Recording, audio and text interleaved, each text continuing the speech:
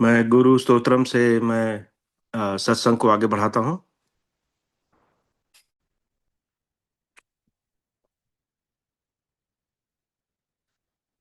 अखण्डमण्डलाकारं व्याप्तं येन चराचरं तत्पदं दर्शितं येन तस्मै श्रीगुरुवे नमः। अज्ञानतिमिरान्धस्य ज्ञानञ्जनशलाकया चक्षुरुन्मीलितं येन तस्मै श्रीगुरुवे नमः। गुरुर्ब्रह्मा गुरुर्विष्णु गुरुर्देवो महेश्वरा गुरु साक्षात् परब्रह्म तस्मै श्री गुरुवे नमः। सद्गुरुदेव भगवान की जय। आज के हिंदी सत्संग में आप सबका बहुत स्वागत है। और आज हम फिर से आत्म तत्व विवेचन के ऊपर आज सत्संग करेंगे और प्रश्नोत्तरी भी करेंगे। एनपी अंकल जी आज उपस्थित हैं और हम अब आगे बढ़ाते हैं सत्संग को। तो आज हम आत्म तत्व विवेचन पर अपनी जो सत्संग जो है उसको कंटिन्यू रखेंगे। और हमारी अंकल जी से बात हुई थी, उन्होंने बताया आज आप्त अवस्था तक का विषय जो है हम कवर करेंगे। और हम प्रयत्न करेंगे कि 1 घंटे तक में हम अंकल जी की वाणी सुनेंगे और उसके बाद फिर प्रश्नोत्तरी हम कंटिन्यू रखेंगे। तो अ, इसी के साथ जो है, और सबसे पहली बात मैं ये भी बताना चाहता हूँ कि इस हॉलीडे सीजन में भी आप सब लोग जुड़े हैं। ये बहुत बहुत बहुत मतलब मैं क्या बताऊँ, ये बहुत ही सुंदर सब विषय है। अम, अम, और तो मैं इस चीज़ को बताना चाहता हूँ, ये बहुत बहुत अच्छी चीज़ है। तो इसी के साथ जो है अंकल जी, मैं आपको रिक्वेस्ट करता हूँ कि कृपया आप सत्संग को आगे बढ़ाएं। जी, ये सब। सबको जय सद्गुरुदेव। प्रथम बंदो गुरु चरण, जिन अगम गम्य लखाइया। गुरु ज्ञान दीप प्रकाश करी, पट खोली दरस दिखाइया। जेहि कारण सीधा आपचे, तो गुरु कृपा से पाइया। अकह मूरत अमिय सूरत, ताहि देखि समाइया। सदगुरु दीन दयाल, जाहि पर कृपा कीन्हा। तोरी मोह भ्रम जाल, हमर पद पल में दीन्हा। तदेह तो गुण तत्व न्यारी, देह तो गुण तत्व न्यारी। रचित करता की नहीं, उपदेश हित तन विविध धार्यो। प्रकट चारो जुग मही, संयोग नित्य अनादि रक्षक। सृष्टि प्रलय मुक्ति में, प्रभु को नमः प्रभु को नमः। प्रभु को नमः सदयुक्ति में, सदगुरु ज्ञान स्वरूप है। सोत महान दयाय, देव सदा फल गुरु बिना, तत्व ज्ञान नहीं पाए। व्यक्त और अव्यक्त रूप से सदैव सर्वत्र विद्यमान सद्गुरु सत्ता, नित्य प्रतिपल स्मरणीय वर्तमान आचार्य श्री स्वामी जी महाराज, ब्रह्म विद्या विहंगम योग संस्थान के सद्गुरु पद के उत्तराधिकारी संत प्रवर सुपूज्य श्री विज्ञान देव जी महाराज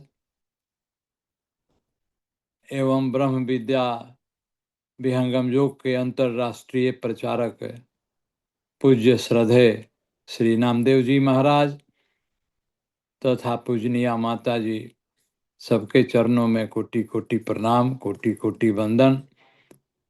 एवं इस आज के इस साप्ताहिक सत्संग में जो नॉर्थ इंस्टीट्यूट ऑफ विहंगम योगा अमेरिका के द्वारा कई सप्ताहों से संचालित है, उस सत्संग के संचालनकर्ता यानी संचालक श्री निरंजन जी कैलिफोर्निया से, सीमा जी कैलिफोर्निया से, अमित सिएटल से तथा अमित जी के पिता श्री भी विष्णु जी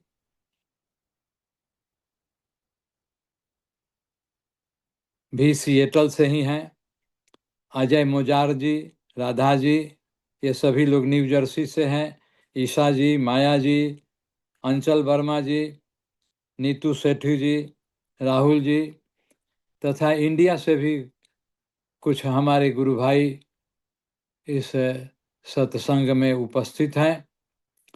श्री गोविंद कुमार जी एवं रोहित मिश्रा जी दोनों दिल्ली से,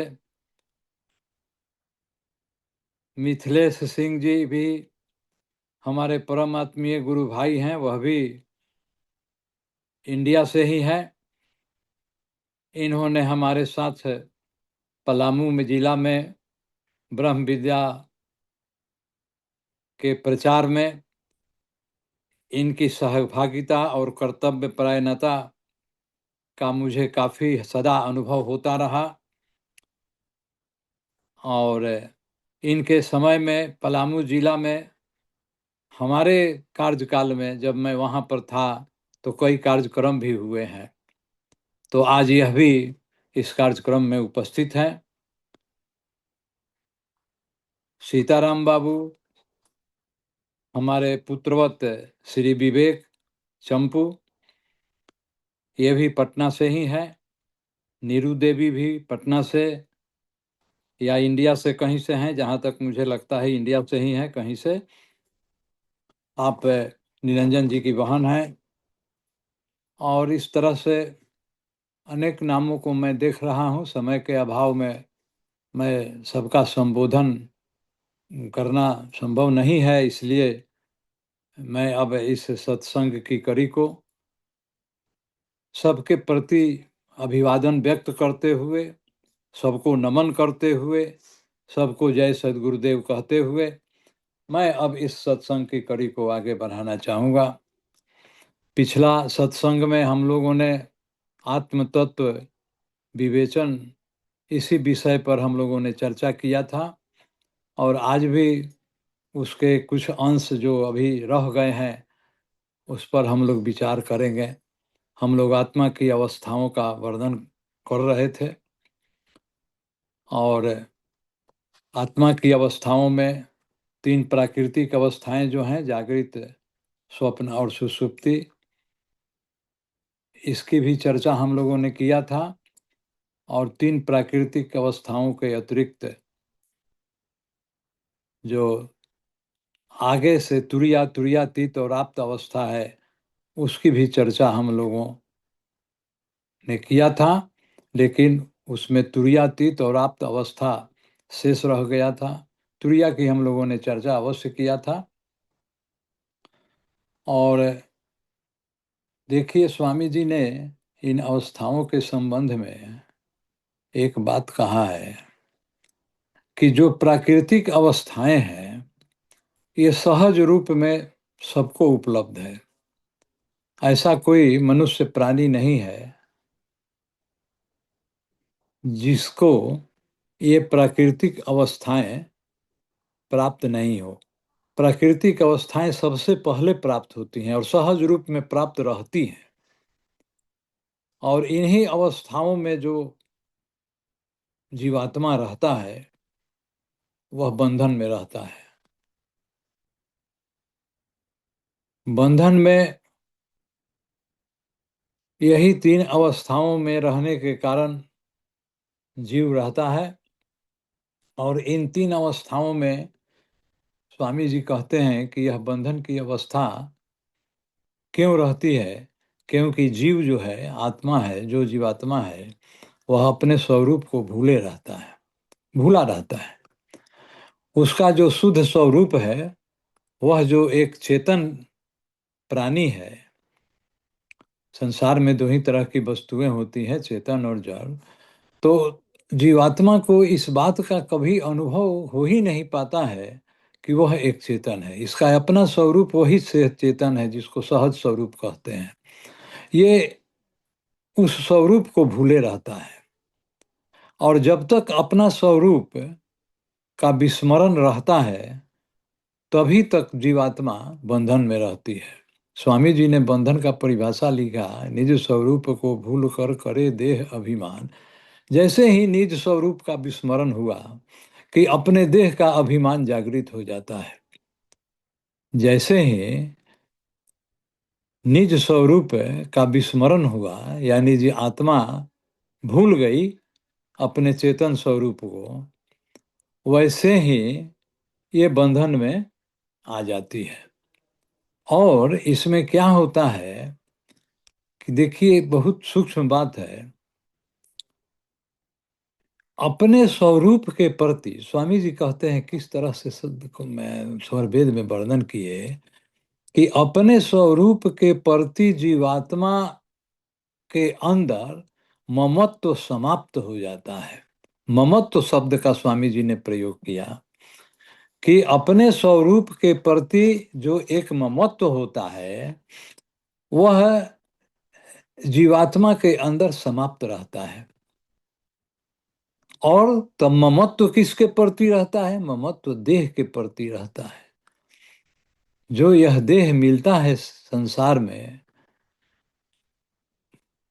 बंधन काल में, उसी देह के प्रति जीवात्मा को सदा ममत्व स्थापित रहता है जीवात्मा के अंदर। तो जीवात्मा के अंदर जब तक देह के प्रति ममत्व रहेगा और अपने पर स्वरूप के प्रति ममत्व नहीं रहेगा, तब तक जीवात्मा बंधन में रहती है। इसीलिए स्वामी जी ने कहा कि निज स्वरूप को भूलकर करे देह अभिमान, अचेतनत्व विस्मरण में जरबस बंधनमान। ममत्व का जब हम लोग चर्चा किए, तो ममत्व के संबंध में स्वामी जी लिखते हैं क्या कि प्राकृत देह ममत्व जो त्याग ममत्व स्वरूप, यानी प्राकृतिक देह के प्रति जो ममत्व रहता है, यदि उसी ममत्व को यह आत्मा त्याग कर दे और उसके स्थान पर अपने स्वरूप के प्रति ममत्व स्थापित हो जाए।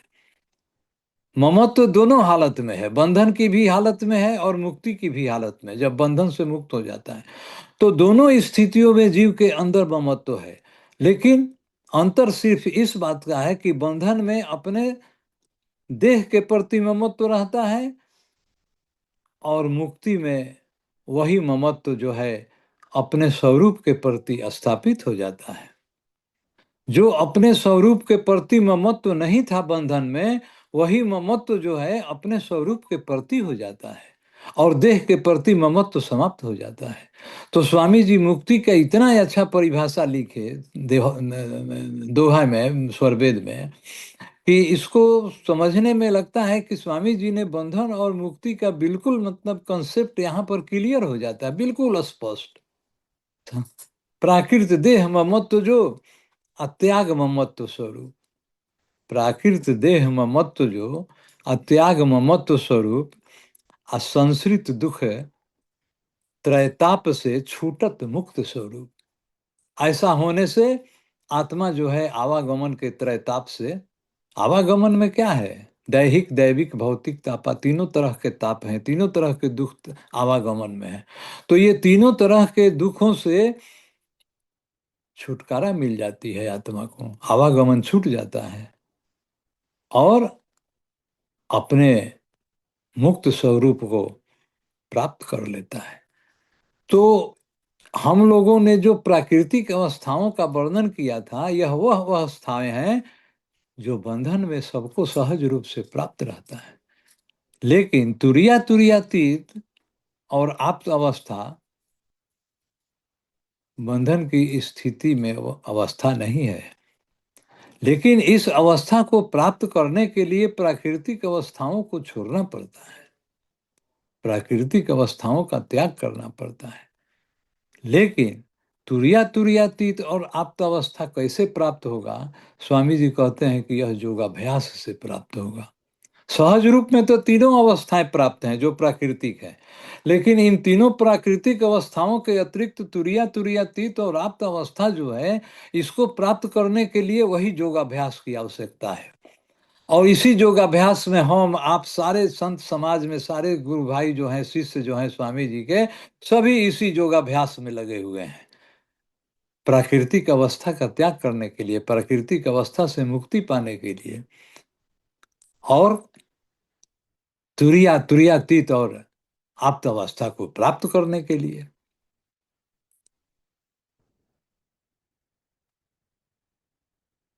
तो स्वामी जी कहते हैं कि तुरीय अवस्था कैसे प्राप्त होगा?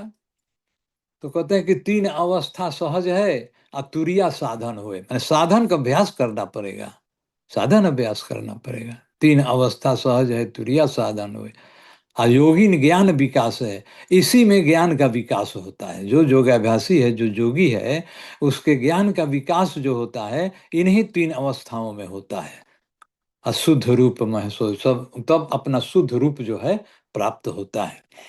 तो हम लोगों ने जो तुरीय अवस्था का वर्णन किया था उसको हम थोड़ा सा दो पंक्तियों में कहकर आगे बढ़ेंगे कि तुरीय अवस्था जो है, आप संक्षेप में यही हम लोगों को जानना है कि तुरीय अवस्था आत्म प्रकाश की प्राप्ति है। आत्मा को अपने स्वरूप की प्राप्ति जिस अवस्था में होती है उसको तुरीय अवस्था कहते हैं, आत्म स्वरूप की प्राप्ति। हम लोग कई सत्संगों में इसकी चर्चा किए हैं कि आत्मा को जब तक अपने स्वरूप की प्राप्ति नहीं होती है, यानी आत्मा जब तक अपने को नहीं पहचानती है, तब तक प्रभु को नहीं पहचान पाती है। तो अपने को पहचानना का मतलब कि आत्म स्वरूप की प्राप्ति। इसीलिए स्वामी जी लिखते हैं क्या कि प्राकृत देह असंग है, निज स्वरूप प्रकाश। तुरीय अवस्था के बारे में निज स्वरूप मैंने अपना स्वरूप, अपना स्वरूप का प्रकाश जो प्राप्त होता है वही तुरीय अवस्था है। और यह कैसे प्राप्त होगा? तो प्राकृत देह असंग, जो प्राकृतिक जो देह है, स्थूल सूक्ष्म कारण जो प्राकृतिक देह है, इन तीनों देहों का त्याग जब तक नहीं होगा, इन तीनों देहों से जब तक आत्मा असंग नहीं होगी, तब तक आत्म स्वरूप की प्राप्ति नहीं होगी। इसलिए आत्म स्वरूप से तुरीय अवस्था को याद रखना है। इसमें मन और प्राण लय हो जाते हैं, जैसा कि हम लोगों ने चर्चा किया था कि उत्तरार्ध भाष्य में लिखा हुआ है। उत्तरार्ध भाष्य का जब चर्चा आती है, जब नाम आता है, तो हम एक बात कहना चाहेंगे कि बहुत से संत समाज में गुरु भाई जो हैं इस बात को नहीं जानते हैं, या जो जानते हैं वह मैं बता रहा हूँ कि स्वामी जी ने ही तो उत्तरार्ध का भाष्य किया है। चर्चा आई तो थोड़ा सा मैं वर्णन करते हुए आगे बढ़ना चाहूँगा। इस को जानिए कि बहुत से गुरु भाई, बहुत से शिष्य जो हैं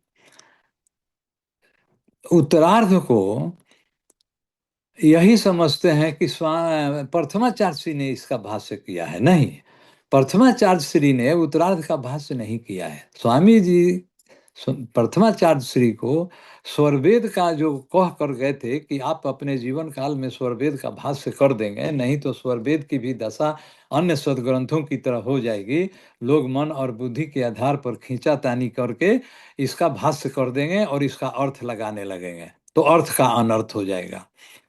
तो प्रथमाचार्य श्री ने स्वामी जी के आदेश को शिरोधार्य करके स्वरवेद भाष्य की रचना की। परंतु उत्तरार्ध भाष्य की रचना ये 1983 में हुआ है, वर्तमान आचार्य श्री ने किया है। वर्तमान आचार्य श्री, इसका प्रकाशन 1 जनवरी 1983 को हुआ है, उत्तरार्ध भाष्य का। और उत्तरार्ध भाष्य छठा मंडल है। छठा मंडल में 6 अध्याय है। पहला से 5वां अध्याय तक उत्तरार्ध है, और छठा अध्याय में भेद सार है। भेद सार के भी बारे में मैं आपको कहना चाहूंगा कि भेद सार स्वामी जी सबसे पहले लिखे थे, स्वरवेद के भी पहले लिखे थे। भेद सार को स्वामी जी ने 26 वर्ष की अवस्था में 1914 में पूर्ण किया था। स्वामी जी की अवस्था उस समय 26 वर्ष की थी। 1914, 1888 में स्वामी जी का अवतरण हुआ था, और 1914 जोड़ लीजिए, 26 साल होता है कि नहीं। 26 वर्ष की अवस्था में वर्तमान स्वामी सदाफल देव जी महाराज ने भेद सार की रचना की थी। लेकिन भाष्य जो है, जो छठा मंडल के छठा अध्याय में है, 1 से 5 तक उत्तरार्ध है, तो छठा मंडल का संपूर्ण पहला अध्याय से लेकर छठा अध्याय तक भेद सार को लेकर के ये वर्तमान आचार्य श्री ने भाष्य किया है। तो वर्तमान आचार्य श्री जो एक जगह लिखते हैं, वहीं पर ये तुरीयावस्था की चर्चा आई, तो लिखते हैं क्या कि जहाँ जिस अवस्था में मन और प्राण अक्षर मंडल में लय हो जाए, उस अवस्था को तुरीयावस्था कहते हैं। भाष्य में वर्तमान आचार्य श्री ने लिखा है कि वही अवस्था जो है तुरीयावस्था है। अक्षर मंडल में पहुंचकर आत्मा जो है अक्षर ब्रह्म को प्राप्त करती है। आत्मा अक्षर मंडल में पहुंचकर अक्षर ब्रह्म का अनुभव करती है, और यहाँ पर मन और प्राण अपने कारण में विलीन हो जाते हैं। इसी को तुरीयावस्था कहते हैं। वर्तमान आचार्य श्री भाष्य में लिखते हैं, इसीलिए मन और प्राण जब लय हो जाते हैं, उसके बाद आत्म स्वरूप की प्राप्ति होती है। आत्मा अपने स्वरूप की प्राप्ति करती है, और तब जानती है कि मैं एक चेतन हूँ। उसका सहज स्वरूप, निज स्वरूप प्रकाश, स्वामी जी जो स्वरवेद के दोहा में लिखते हैं कि प्राकृत देह असंग है निज स्वरूप प्रकाश, तो यह वही नित्य तुरीयावस्था है। और इसके लिए योगाभ्यास करने की आवश्यकता पड़ती है जीवात्मा को, सबको। जो भी प्राकृतिक अवस्था से छूटकर चाहता है कि आत्म स्वरूप की प्राप्ति हो, और आत्म स्वरूप के बाद परमात्म स्वरूप की प्राप्ति भी होना हो, तो उसके लिए उसको प्राकृतिक देहों से असंग होकर के साधन अभ्यास करना पड़ेगा तुरीया अवस्था को प्राप्त करने के लिए। और फिर तुरीया से क्रमशः आगे तुरीयातीत और आप्त अवस्था है। तो तुरीया अवस्था को संक्षेप में इसी रूप में हम लोग जाने कि आत्म स्वरूप की प्राप्ति यानी आत्म प्रकाश। और तुरीयातीत क्या है? जहाँ पर तुरीया अवस्था को हम लोग आत्म प्रकाश की प्राप्ति कहते हैं, वहीं पर तुरीयातीत अवस्था को ब्रह्म प्रकाश की प्राप्ति कहते हैं। ब्रह्म प्रकाश, देखिए अवस्था आगे बढ़ गई, योगाभ्यास में अवस्था आगे बढ़ गई। इसीलिए स्वामी जी ने स्वरवेद में लिखा कि निज स्वरूप के अंतरे अनुभव शब्द प्रकाश। अनुभव शब्द प्रकाश, पहली लाइन उस दोहे का है, आगे वाली लाइन हमको याद नहीं है। लेकिन स्वामी जी कहते हैं क्या कि निज स्वरूप के अंतरे, अंतरे का मतलब क्या होता है? बाद में, पश्चात। निज स्वरूप के अंतरे यानी आत्म स्वरूप के प्राप्ति के पश्चात अनुभव शब्द प्रकाश। शब्द प्रकाश यानी ब्रह्म का प्रकाश। तुरीयावस्था ये आत्म स्वरूप की प्राप्ति के बाद की अवस्था है। तुरीयावस्था आत्म स्वरूप की प्राप्ति के बाद की अवस्था है, ब्रह्म स्वरूप की प्राप्ति। ब्रह्म स्वरूप की प्राप्ति में पहला कदम तुरीयातीत अवस्था है। तुरीयातीत अवस्था और आप्त अवस्था दोनों को हम एक साथ कहेंगे तब तो अंतर समझ में आ जाएगी, तात्विक ज्ञान हो जाएगा, इसके बारे में कंसेप्ट हो जाएगा। तुरीयातीत अवस्था और आप्त अवस्था दोनों जो है ब्रह्म की प्राप्ति की ही अवस्था है। तब दोनों में अंतर क्या है? इस प्रश्न को हमने एक बार राजर्षि त्रिलोकीनाथ पांडे जी से पूछे थे। वो बराबर हमारे यहाँ आते थे, या उनसे मेरा बड़ा आत्मीय संबंध था। मैं आश्रम पर भी जाता था तो उनके पास बराबर बैठता था, और वह पटना में आते थे तो जो अवश्य आते थे एक बार। रहते थे पटना में कई दिनों तक, लेकिन हमारे यहाँ भी रहते थे। तो उनसे हम एक बार पूछे, जब हम स्वरवेद पढ़ते थे और समझ में नहीं आती थी बात, बहुत सी बातें अभी भी समझ में नहीं आती हैं, लेकिन स्वरवेद पढ़ने से ही समझ में आएगी। आप एक बार पढ़िए, अनेकों बार पढ़िए, अनेकों बार पढ़िएगा तो अनेकों बार मतलब कि अर्थ समझ में आएगा। थोड़ा थोड़ा आगे बढ़ेंगे हम लोग। ऐसा नहीं है कि इस बात को मान लें कि हम पढ़ लिए और समझ गए, नहीं। पढ़ लेने और समझ लेने के बाद यह बात अच्छी है कि ऐसा आभास होता है कि हम स्वरवेद पढ़ लिए, ज्ञान की वृद्धि हो गई और हम समझ गए। ऐसा समझ करके स्वरवेद को पढ़ना छोड़ना नहीं चाहिए। स्वरवेद को बार बार पढ़, समझी हुई बात को भी फिर बार बार समझना चाहिए। आप देखेंगे कि उससे भी आगे बढ़ करके थोड़ा और कुछ थोड़ा सा अधिक समझ में बात आ गई। तो हमको जब समझ में नहीं आता था तो कि भाई दोनों अवस्था, तुरीयातीत और आप्त अवस्था, दोनों में स्वामी जी लिखते हैं क्या कि शब्द प्रकाश की अवस्था है ये।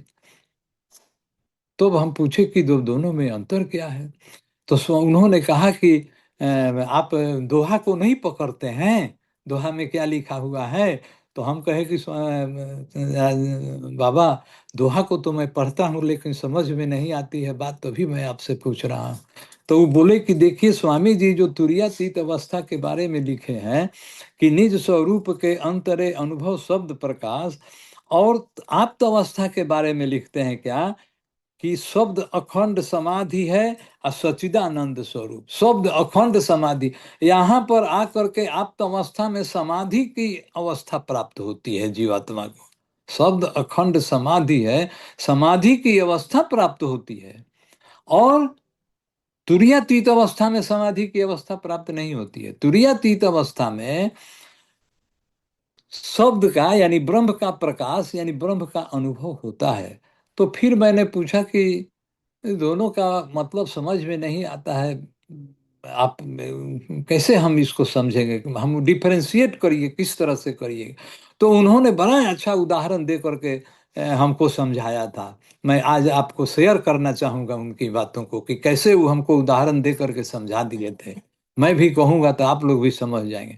उन्होंने कहा था क्या कि देखिए, स्वामी जी ने तो कहा जरूर है कि आप्त अवस्था में ब्रह्म ब्रह्म का प्रकाश मिलता है और तुरीयातीत अवस्था में भी ब्रह्म का प्रकाश मिलता है। दोनों में अंतर क्या है कि आप्त अवस्था समाधि की अवस्था है। ठीक है, समाधि की अवस्था है, हम लोग पढ़ लिए जान लिए समाधि की अवस्था है। लेकिन तुरीयातीत अवस्था से कैसे यह थोड़ा मतलब अलग है, दोनों में ब्रह्म का प्रकाश है, कैसे अलग है। तो उन्होंने उदाहरण देकर समझाया था कि जब सूरज उगता है आसमान में, क्षितिज पर जब सूरज का उदय होता है, सूर्योदय होता है, तो सबसे पहले क्या दिखाई देता है। सबसे पहले सूरज की लालिमा दिखाई देती है। सूरज दिखाई नहीं देता है, सूरज की लालिमा दिखाई देती है।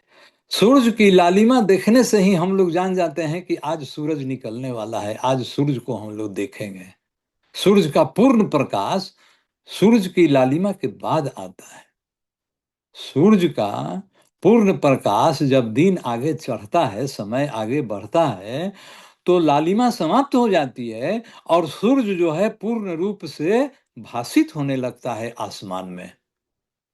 तो उसी तरह से तुरीयातीत अवस्था जो है आत्मा के अंदर ब्रह्म के प्रकाश के अवतरण की अवस्था है। अवतरण शब्द आप याद रखेंगे। तुरीयातीत अवस्था आत्मा के अंदर ब्रह्म के प्रकाश की अवतरण की अवस्था है। जैसे सूरज की लालिमा को देखकर हम यह समझ जाते हैं कि सूरज अब क्षितिज में अवतरित हो गया है, सूरज का अवतरण हो रहा है। पूर्ण रूपेण सूरज का प्रकाश नहीं मिलता है, सूरज की लालिमा पहले दिखाई पड़ती है और तब हम समझते हैं कि सूरज का प्रकाश अब आने वाला है। तो उसी तरह से उन्होंने बड़ा अच्छा तरह से समझाया था और हमको कन्विंस कर दिए। वे कन्विंस कर दिए हमको, हमें कन्विंस हो गया। और आज भी मैं उनकी बातों को याद रखता हूँ कि तुरीयातीत और ये आप्त अवस्था में क्या अंतर है।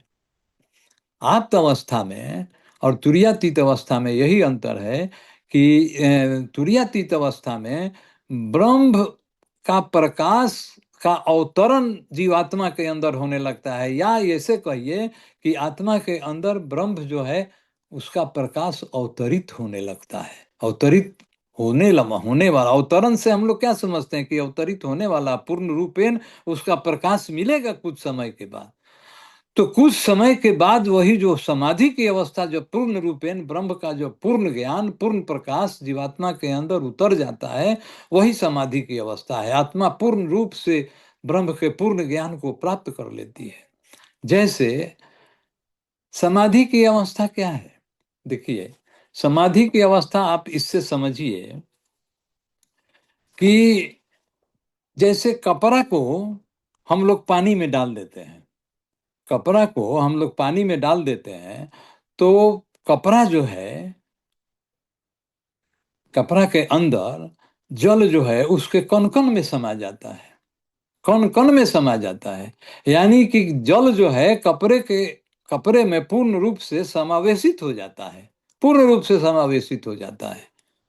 वही समाधि की अवस्था है। आत्मा जो है के अंदर ब्रह्म का ज्ञान जो है पूर्ण रूप से समावेशित हो जाता है।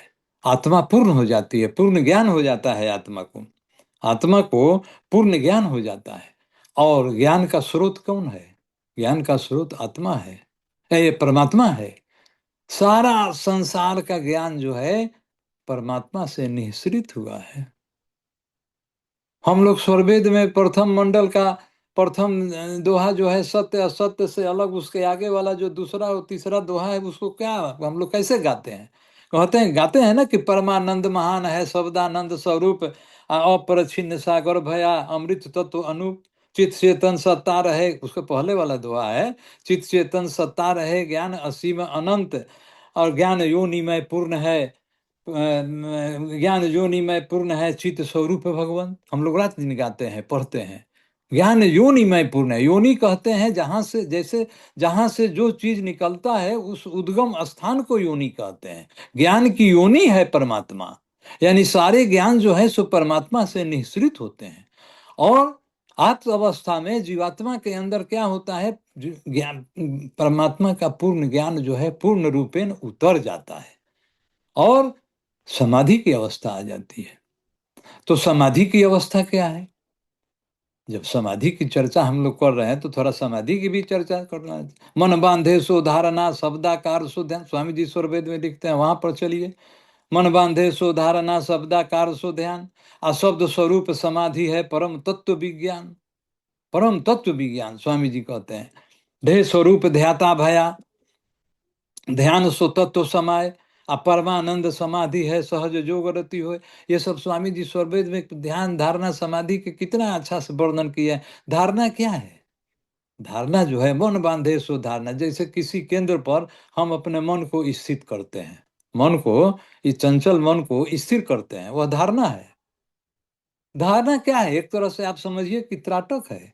हम लोग प्रथम भूमि में क्या करते हैं, एक टक से दिखते हैं। स्वामी जी कहते हैं कि टकटकी लगाए रहिए और वहां से हटिए मत। यदि आपको मन इधर उधर ले जाता है तो फिर अपने चेतना को वहीं पर ले आइए। वहीं पर ले आने से मन वहां आएगा, इसलिए कि मन वहीं पर है, मन जो है वहीं पर है। देखिए बहुत सी संस्थाओं में एक आदमी हमसे पूछा कि प्रथम भूमि की साधना तो आपके यहाँ त्राटक है, तो दूसरे जगह भी तो त्राटक सिखाया जाता है। हमने उसको कहा, ऐसा प्रश्न आपको प्रचार में बहुत से लोग पूछेंगे, आप इसको जान लीजिए कि मैंने क्या उत्तर देना है, उसको कैसे निरुत्तर करना है। हमारे स्वामी जी का ज्ञान जो है उस बड़ी लाइन के समान है, जो छोटी लाइन के सन्मुख खींच दिया जाता है तो छोटी लाइन जो अब तक बड़ी दिखाई दे रही थी वह छोटी हो जाती है। तो हमारे स्वामी जी के ज्ञान की यही महिमा है। हम जो स्वामी जी के ज्ञान में प्रथम भूमि का साधन अभ्यास करते हैं, ठीक है, त्राटक करते हैं, हम पर एक टक से देखते हैं, टकटकी लगाए रहते हैं। लेकिन दूसरे लोग जो त्राटक की क्रिया करते हैं वो क्या करते हैं? वो दीवार पर किसी मोमबत्ती को देखते हैं या दीवार पर खींचे गए किसी चिन्ह की ओर देखते हैं। अब बताइए, कहाँ संत वाणी कहती है कि मन जो है, मन का निवास स्थान न रहे, तो करने क्या चले त्राटक में कि दीवार पर उसको टिका रहे हैं। कितना कठिन है। दीवार पर मन को, उस मन को आप दीवार पर खींचे गए लकीर या दीवार पर खींची गई मोमबत्ती या किसी दूर स्थान पर रखी गई मोमबत्ती का प्रकाश, उस पर हम टिका रहे हैं। दूसरे जगहों पर त्राटक की क्रिया ऐसे की जाती है। तो कितना यह विपरीत कार्य हो रहा है। मन तो क्या बढ़िया, वो शरीर के बाहरी भाग में, शरीर ठीक है, शरीर के बाहरी भाग में एक स्थान पर है, लेकिन शरीर में ही तो है। आप शरीर में रहते हुए उस मन को दूर ले जा रहे हैं, दीवार पर ले जा रहे हैं, तो ये तो कठिन उल्टा काम हो रहा है। फिर जब दीवार पर ले जाएंगे तो, और जो मन जब दीवार पर चल जाएगा, दूरस्थ बिंदु पर चला जाएगा, तो फिर वहां से तो मन को ले आना है। तो एक जो मन शरीर के बाहरी भाग पर है, नजदीक में है, और नजदीक में ही उसको स्थिर करना है। आप त्राटक की क्रिया से, जैसा दूसरे संस्थाओं में किया जाता है, आप मन को, नजदीक मन को और दूर ले जाकर के स्थिर करते हैं। तो दोनों में कितना अंतर हो गया। तो हमारे यहाँ का त्राटक और उनके यहाँ का त्राटक में यही अंतर है। आप ऐसे ही समझाएंगे तो यही त्राटक की क्रिया है। मन बांधे सो धारणा, शब्दाकार सो ध्यान। मन बांधे सो धारणा, शब्दाकार सो ध्यान, शब्द स्वरूप समाधि है परम तत्व विज्ञान। गुरु प्रदेश में मन को रोकना धारणा है। एक पंक्ति में गुरु प्रदेश, गुरु भूमि, गुरु उपदिष्ट भूमि को गुरु प्रदेश कहते हैं। ठीक है, यह प्रदेश जो है, प्रदेश की भूमि जो है, ज्ञान के स्तर से, ज्ञान की अवस्था से बदलती जाती है, उसमें परिवर्तन आते जाता है। लेकिन प्रथम भूमि की साधना में जो हमारा गुरु उपदिष्ट भूमि है, जो गुरु प्रदेश है, उसमें हम मन को जो रोकते हैं, वही तो धारणा है। और ध्यान क्या है? शब्दाकार सो ध्यान। शब्दाकार सो ध्यान का मतलब कि शब्द में एक रूप, शब्द का मतलब कि लक्ष्य, ध्येय, शब्द में एक रूप तन्मय हो जाना ध्यान है। तन्मय हो जाना। देखिए, एक हम टकटकी लगा करके देख रहे हैं, या टकटकी लगाते लगाते उसमें हम तन्मय हो गए, तन्मयता हो गई हमारी, माने हम उसमें संलग्न हो गए। तो ध्येय में ध्याता का तन्मय हो जाना ध्यान है। यहाँ पर समाधि नहीं है। देखिए, धारणा हो गई अलग, ध्यान हो गया, और उससे आगे बढ़े तो ध्यान हो गया, और ध्यान के आगे समाधि है।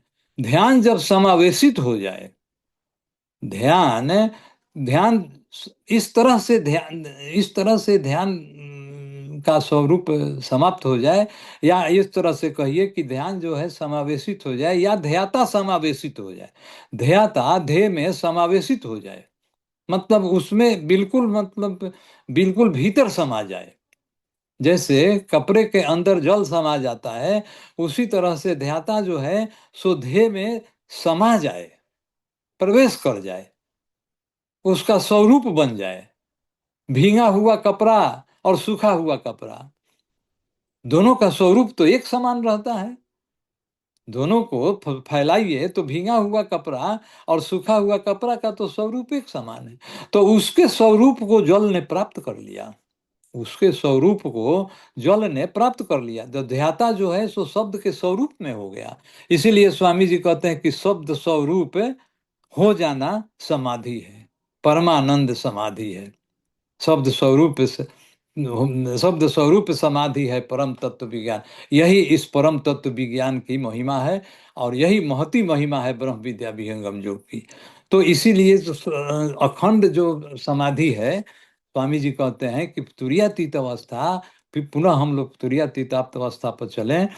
इतना समझाने के लिए मैंने इतनी सारी बातों को कहा था। तो तुरीयातीत और आप्त अवस्था में यही अंतर है। आप तुरीयातीत अवस्था जो है, इसमें भी शब्द स्वरूप यानी ब्रह्म के प्रकाश का अवतरण होने लगता है। और आप्त अवस्था क्या है कि जीवात्मा जो है को ब्रह्म का पूर्ण रूपेण, जीवात्मा को ब्रह्म का पूर्ण रूपेण यह ज्ञान हो जाता है। पूर्ण रूपेण कहते हैं स्वामी जी की, पूर्ण रूपेण ज्ञान हो जाता है। और परमात्मा में क्या है? परमात्मा में आनंद है, सच्चिदानंद है। इसीलिए परमात्मा को कहते हैं सत स्वरूप प्रकृति है, सतचित रूप है जीव, आ सच्चिदानंद स्वरूप है से ही जानहु निज पीयू। वही हमारा अपना पीयू है। आत्मा का पीयू परमात्मा है, जिसके अंदर आनंद गुण है। तो उस आनंद के अपार सीमा में, देखिए, उस आनंद की अपार सीमा में अपने को परिपूर्ण रूप से निमग्न पाता है। जीवात्मा पूर्ण रूप से निमग्न हो जाता है। आप यही इसको समझिए कि समाधि की अवस्था में जीवात्मा जो है, जीव जो है, ब्रह्म के अंदर, ईश्वर के अंदर, परमात्मा के अंदर पूर्ण रूपेण समा करके, पूर्ण रूपेण समा जाता है और उसके अंदर परिपूर्ण हो जाता है, उसके आनंद गुण को पूर्ण रूप से अनुभव करने लगता है। तो यही आप्त अवस्था है। आप्त अवस्था और तुरीयातीत अवस्था में आप इसी रूप से इसको समझेंगे कि कैसे, मतलब कि हम डिफ्रेंशिएट करेंगे। तुरीयातीत अवस्था भी ब्रह्म प्रकाश की प्राप्ति है, लेकिन ब्रह्म का प्रकाश उसमें आने लगता है, अवतरण होता है, मात्र अवतरण होता है। लेकिन आप्त अवस्था में पूर्ण रूपेण आत्मा के अंदर परमात्मा का ज्ञान उतर जाता है।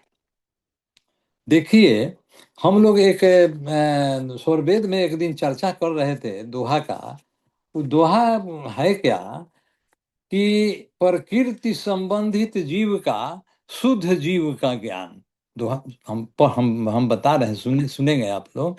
प्रकृति संबंधित जीव का शुद्ध जीव, स्वरवेद में ही है, प्रकृति संबंधित जीव का शुद्ध जीव का ज्ञान, अयुक्त जीव और ब्रह्म का शुद्ध ब्रह्म का ज्ञान, शुद्ध ब्रह्म का ज्ञान।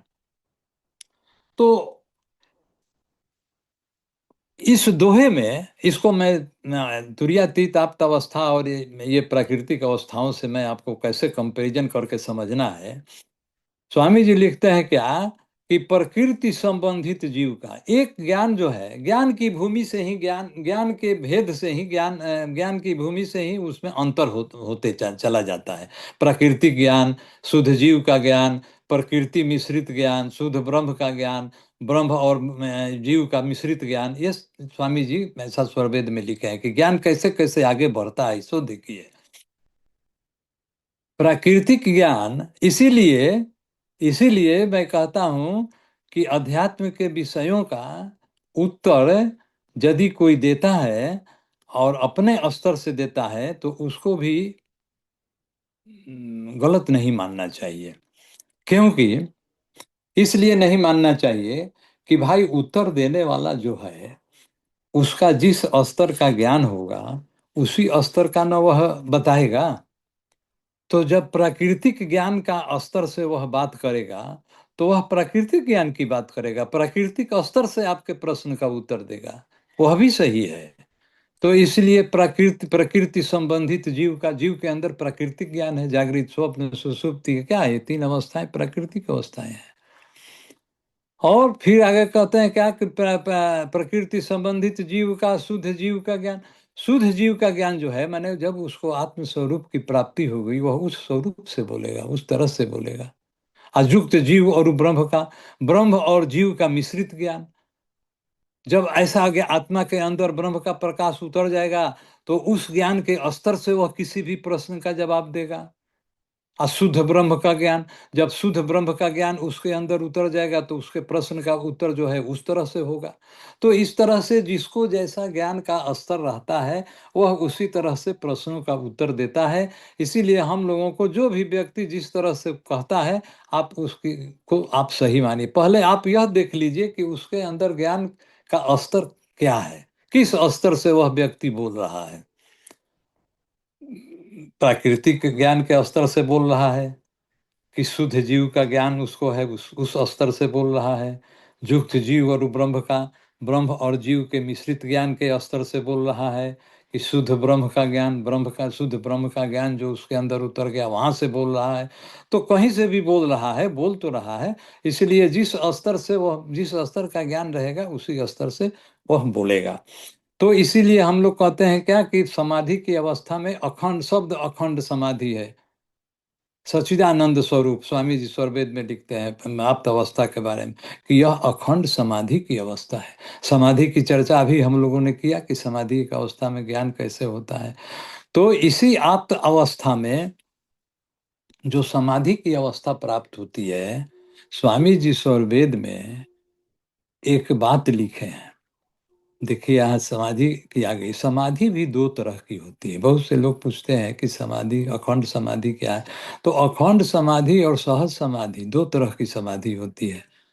अखंड समाधि और सहज समाधि दो तरह की समाधि है। तो दो तरह की समाधि कैसे है?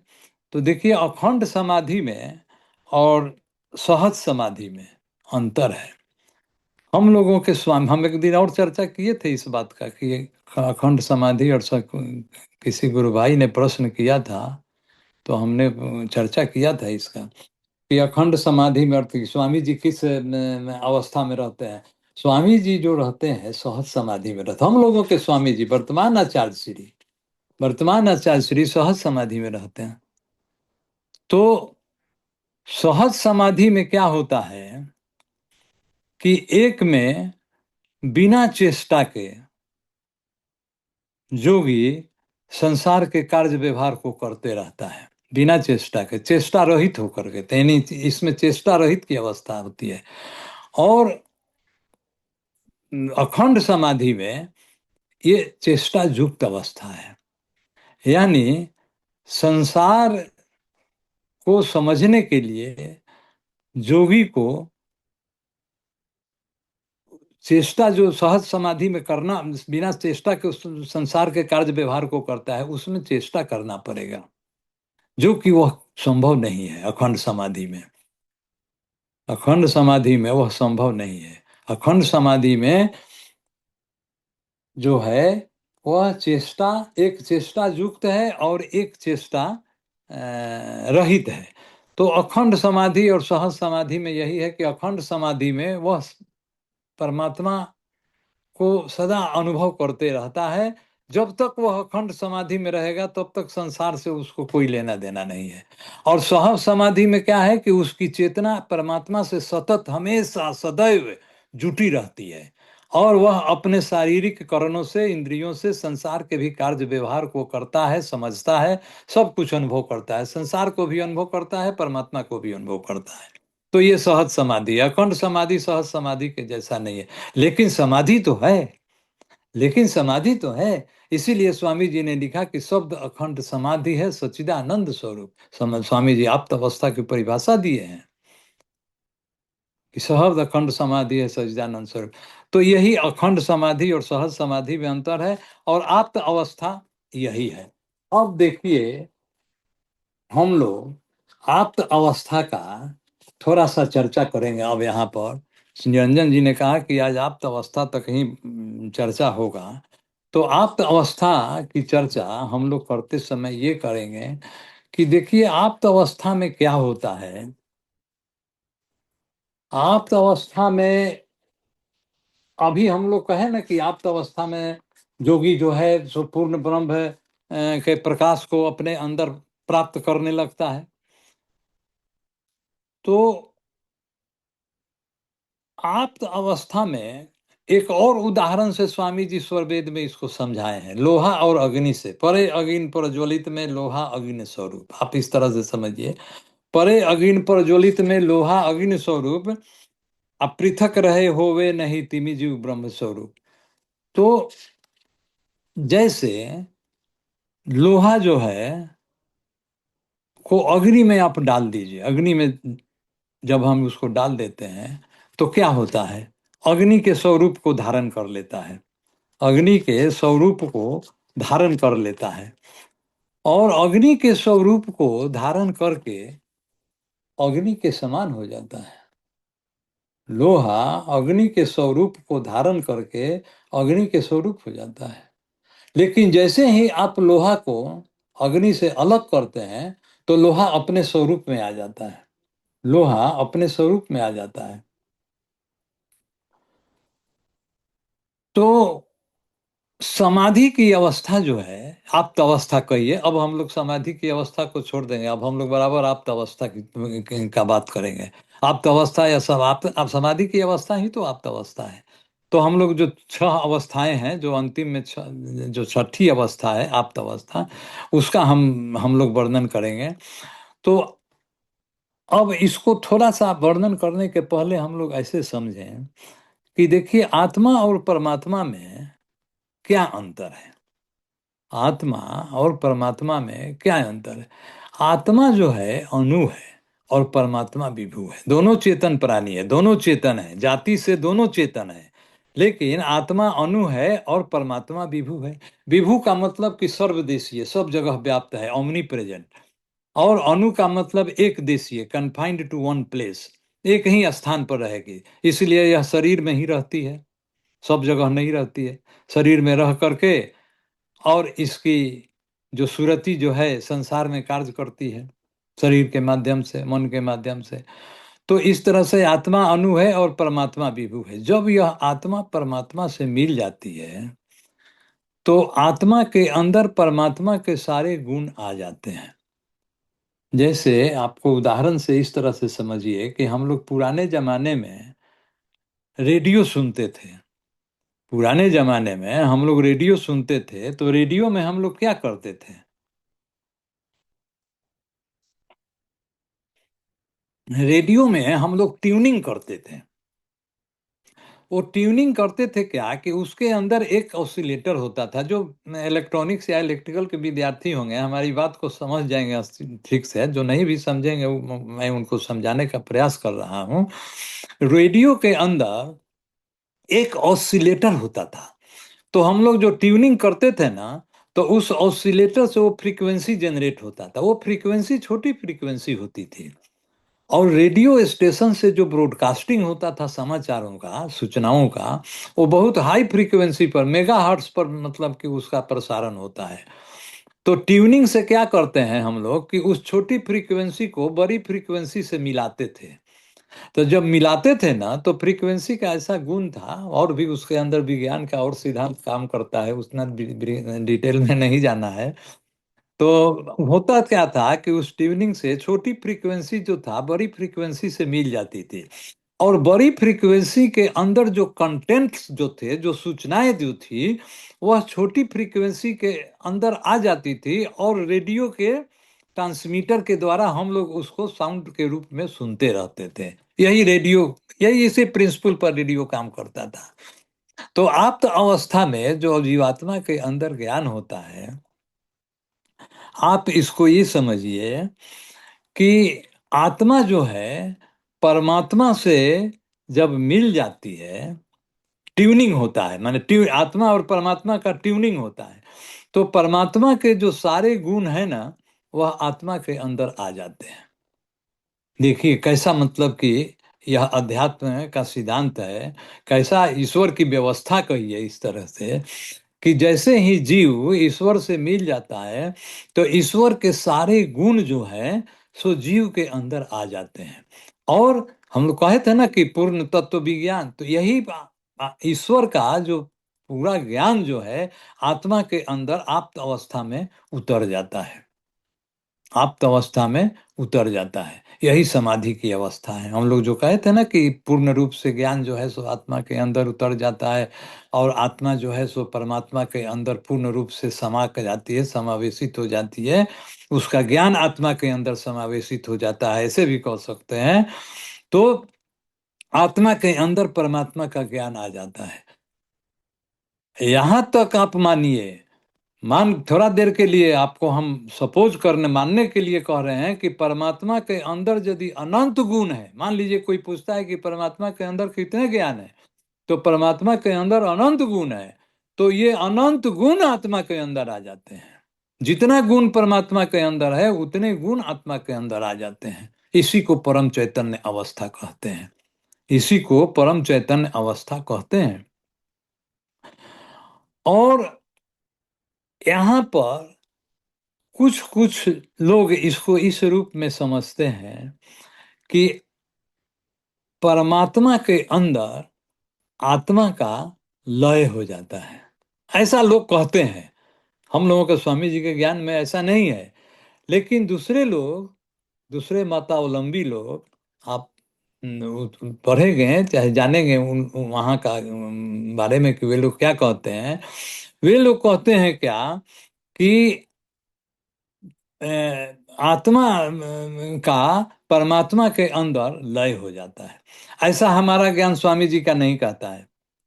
इसलिए नहीं कहता है कि देखिए समाधि में जो होता क्या है, ठीक है, समाधि में हम लोग चर्चा अभी किए कि परमात्मा का पूर्ण रूपेण से ज्ञान आत्मा के अंदर हो जाता है और आत्मा उस परमात्मा के अनंत गुणों का ज्ञाता हो जाता है, सारे अनंत गुण आत्मा के अंदर उतर जाते हैं। तो आप ऐसे समझिए कि लय क्यों नहीं होता है, लय क्यों नहीं होता है, इसको हम लोग अब प्रूफ करेंगे कि लय क्यों नहीं होता है। देखिए आत्मा क्या है, आत्मा जो है नित्य है और आत्मा कुटस्थ है। आत्मा नित्य और कुटस्थ क्यों है, इसलिए है कि चेतन है। चेतन जितनी भी वस्तुएं हैं वे नित्य होती हैं और कुटस्थ होती हैं। नित्य का मतलब कि उनका नाश नहीं होता है और कुटस्थ का मतलब उनके स्वरूप में कोई परिवर्तन नहीं होता है। और क्या है, चेतन वस्तुएं सत्य होती हैं। अब देखिए सत्य की बहुत से परिभाषा हम लोग यही जानते हैं कि जो सच बोल रहा है वही सत्य है। आध्यात्मिक शब्दावली में सत्य का मतलब है कि जो तीनों कालों में एक समान रहे, जो तीनों काल में प्रेजेंट पास्ट एंड फ्यूचर तीनों काल में एक समान रहे। तो एक समान रहे इसका मतलब हो न गया कि उसके स्वरूप में कोई परिवर्तन नहीं हो रहा है, वह अपरिवर्तनशील है और वह नित्य है। नित्य का मतलब जिसका नाश नहीं हो, नित्य का मतलब जिसका नाश नहीं हो। तो इसीलिए आत्मा जो है नित्य है, कुटस्थ है और सत्य भी है। तीनों शब्द जो है आत्मा के साथ समान रूप से लागू होते हैं। हम लोग अध्यात्म में का सिद्धांत यही कहता है कि आत्मा जो है नित्य है, कुटस्थ है और सत्य है। तो आत्मा के नित्य और कुटस्थ होने से और आत्मा के अंदर समाधि की अवस्था में वो जो बिल्कुल हम कहें ना कि ध्याता जो है देह का स्वरूप हो जाता है और इस तरह से हो जाता है कि उसका अपना स्वरूप जो है शून्य सा प्रतीत होने लगता है। इसी शून्य सा प्रतीत होने लगता है, इसका अर्थ लोग लगाते हैं क्या ना कि लय हो गया। शून्य सा प्रतीत होता जरूर है, तो इसका मतलब यह नहीं है कि लय हो गया। आत्मा के नित्य और कुटस्थ होने के कारण, अभी हम लोग जो कहे कि आत्मा के नित्य और कुटस्थ होने के कारण आत्मा के अंदर जो समाधि की अवस्था उत्पन्न हो जाती है, तो उस अवस्था के कारण जो शून्य सा प्रतीत होता है, उसका मतलब यह नहीं है, उसका मतलब आप यह नहीं समझिए कि परमात्मा में आत्मा का लय हो गया। परमात्मा में आत्मा का लय हो गया क्योंकि क्योंकि देखिए लय का अर्थ क्या है। क्योंकि लय का जो अर्थ होता है वह यह होता है कि अभी हम लोग कह रहे थे ना धाता ध्यान धारणा और ध्येय, तीन ही तो शब्द है। ध्येय है, ध्याता है और ध्येय है, ध्याता है और ध्यान है। तो ये तीनों शब्दों के लिए एक कंबाइंड वर्ड है त्रिपुटी। आप पढ़ेंगे स्वरवेद में या कहीं भी त्रिपुटी शब्द आया है। त्रिपुटी का मतलब हो गया तीनों शब्द। जैसे है ना कि जन्माद्य, जन्माद्य एक आप शब्द बराबर पढ़ते होइएगा। जन्माद्य, जन्माद्य का मतलब होता है जन्म, उत्पत्ति, पालन और लय। ये तीनों स्थितियों के बदले में एक शब्द जन्माद्य है। तो जैसे ध्याता, ध्येय और ध्यान, ये तीनों के लिए त्रिपुटी एक शब्द है जिसका मतलब ये तीनों हो गया। तो त्रिपुटी की अवस्था में जैसे क्या होता था कि ध्याता ध्यान करते करते ध्येय के साथ इस तरह से निमग्न हो जाता है। हम लोग लय के बारे में बताते हैं कि इस तरह से निमग्न, यदि ऐसा हो तब उसको लय कहेंगे। इस तरह से ध्यान करते करते ध्याता जो है ध्येय में निमग्न हो जाए कि वह उसमें विलीन हो जाए। विलीन हो जाए मैंने उसका अपना स्वरूप गौण हो जाए, वास्तव में शून्य हो जाए। वास्तव में शून्य हो जाए, उसका अपना स्वरूप कुछ रहे ही नहीं। जैसे मान लीजिए कि कोई जल की तरंग है, जा करके समुद्र के जल में मिल जाती है, तो वहां क्या हुआ, यहाँ लय कहेंगे इसको। इसको हम लोग लय कहेंगे। जल जो है सो समुद्र में, जल की तरंगे जो है सो समुद्र के जल से मिल करके उसमें समा गई, उसमें लय हो गई, इसको लय कहेंगे। लेकिन यह लय आत्मा का परमात्मा में नहीं होता है। क्यों नहीं होता है कि लय का डेफिनेशन है कि ध्याता ध्यान करते करते ध्येय में इस तरह से निमग्न हो जाए कि ध्याता का अपना स्वरूप गौण हो जाए, यानी शून्य हो जाए, उसका अपना स्वरूप कुछ रहे ही नहीं। जैसे उस जल की तरंगों का अपना स्वरूप समाप्त हो गया, वह समुद्र में मिलने से वह समुद्र के समान हो गया, तो वहां पर लय कहेंगे। लेकिन विहंगम योग की समाधि में स्वामी जी कहते हैं कि ऐसा होता है, ऐसा ही होता है, लेकिन लय नहीं होता है। आप इसको माने, देखिए कितना अलग है कि लय सा लग रहा है आपको कि लय हो रहा है, लेकिन स्वामी जी कहते हैं कि नहीं, आत्मा का परमात्मा में लय नहीं होता है। अब उसको फिर से साबित करना है कि क्यों नहीं लय होता है। लय इसलिए, यहाँ पर तो हम लोग लय की परिभाषा जाने, लय कैसे हो जाता है, ऐसा होने से क्यों दूसरे लोग समझते हैं कि लय हो गया। अब हम लोगों को समझना है कि स्वामी जी कहते हैं कि लय नहीं होता है, तो अब इसको ऐसे समझना है कि लय क्यों नहीं होता है, क्यों स्वामी जी कहते हैं कि आत्मा का परमात्मा में लय नहीं होता है। आप ऐसे समझिए कि अगर लय हो जाता, मान लीजिए अगर लय हो जाता, जैसे हम लोग ज्योमेट्री में विद्यार्थी जीवन में एक पढ़ते थे किसी सत्य, किसी सिद्धांत को सत्य साबित करने के लिए, किसी सत्य साबित करने के लिए उसका विपरीत मान लेते थे, उसका विपरीत मान लेते। जैसे मान लीजिए कि कोई कहता है कि प्रूव करिए कि एबीसी एक ट्रायंगल है, तो हम लोग प्रूव करते थे क्या, पहले मान लेते थे, सपोज कर देते थे कि let us suppose that ABC be not a triangle. पहले मान ही लेते थे कि ठीक है, इसको मान करके चला जाए कि यह ट्रायंगल नहीं है। तो उसी तरह से पहले अब मान करके चला जाए, पहले हम लोग मान लिए कि ठीक है भाई लय होता है, अब मान लिया जाए कि लय होता है, लेकिन स्वामी जी के ज्ञान के अनुसार लय नहीं होता है। वास्तव में वास्तविक बात यही है, वास्तविक सिद्धांत यही कहता है। तो थोड़ा देर के लिए लय नहीं होता है, इसको साबित करने के लिए मान लीजिए कि लय हो जाता है, थोड़ा देर के लिए सपोज करें कि हाँ भाई वास्तव में लय हो जाता है। तो अगर लय हो जाता तो क्या होता, अब बताइए, अगर लय हो जाता तो स्वामी जी कहते हैं क्या कि अगर लय हो जाता तो परमात्मा के आनंद गुण को कौन भोगेगा, परमात्मा के आनंद गुण को कोई नहीं भोगेगा। हम लोग कहते हैं ना कि आत्मा परमात्मा के गुण का, परमात्मा के आनंद गुण का भोग करती है, अनुभव करती है। तो यदि आत्मा का परमात्मा में लय हो जाता तो परमात्मा के आनंद गुण का भोग कौन करेगा। इसका मतलब कि आत्मा समाप्त हो गया, आत्मा का कोई अस्तित्व अब नहीं है। जब अस्तित्व ही नहीं रहा तो फिर हम लोग क्यों कहते हैं कि आत्मा परमात्मा के आनंद गुण का उपभोग करती है, क्यों आत्मा जो है परमात्मा के आनंद गुण का भोगता है, कहते हैं ना। तो जब ऐसा कहते हैं इसका मतलब हो गया कि लय नहीं होता है। अगर लय हो जाता तो परमात्मा के आनंद गुण का भोग कौन करता है, परमात्मा के आनंद गुण का भोग कौन करता है। जबकि यथार्थ क्या है, यथार्थ यही है लौह अग्निवत। फिर वहां लौह अग्निवत का देखिए उदाहरण से इसको हम लोग सब इसकी पुष्टि करेंगे। इसलिए कि यह आत्मा और परमात्मा का संबंध जो है लौह अग्निवत है। लौह अग्निवत का अर्थ बहुत से लोग लगाते हैं कि लोहा अग्नि की तरह, नहीं। लौह अग्नि, अग्निवत का मतलब क्या हुआ, अग्नि की तरह, और लौह का मतलब लोहा, तो लौह अग्निवत का शब्द का क्या अर्थ हुआ, लोहा अग्नि की तरह। नहीं, ऐसा नहीं है। लौह अग्निवत का मतलब है कि अग्नि में लोहा अग्नि की तरह।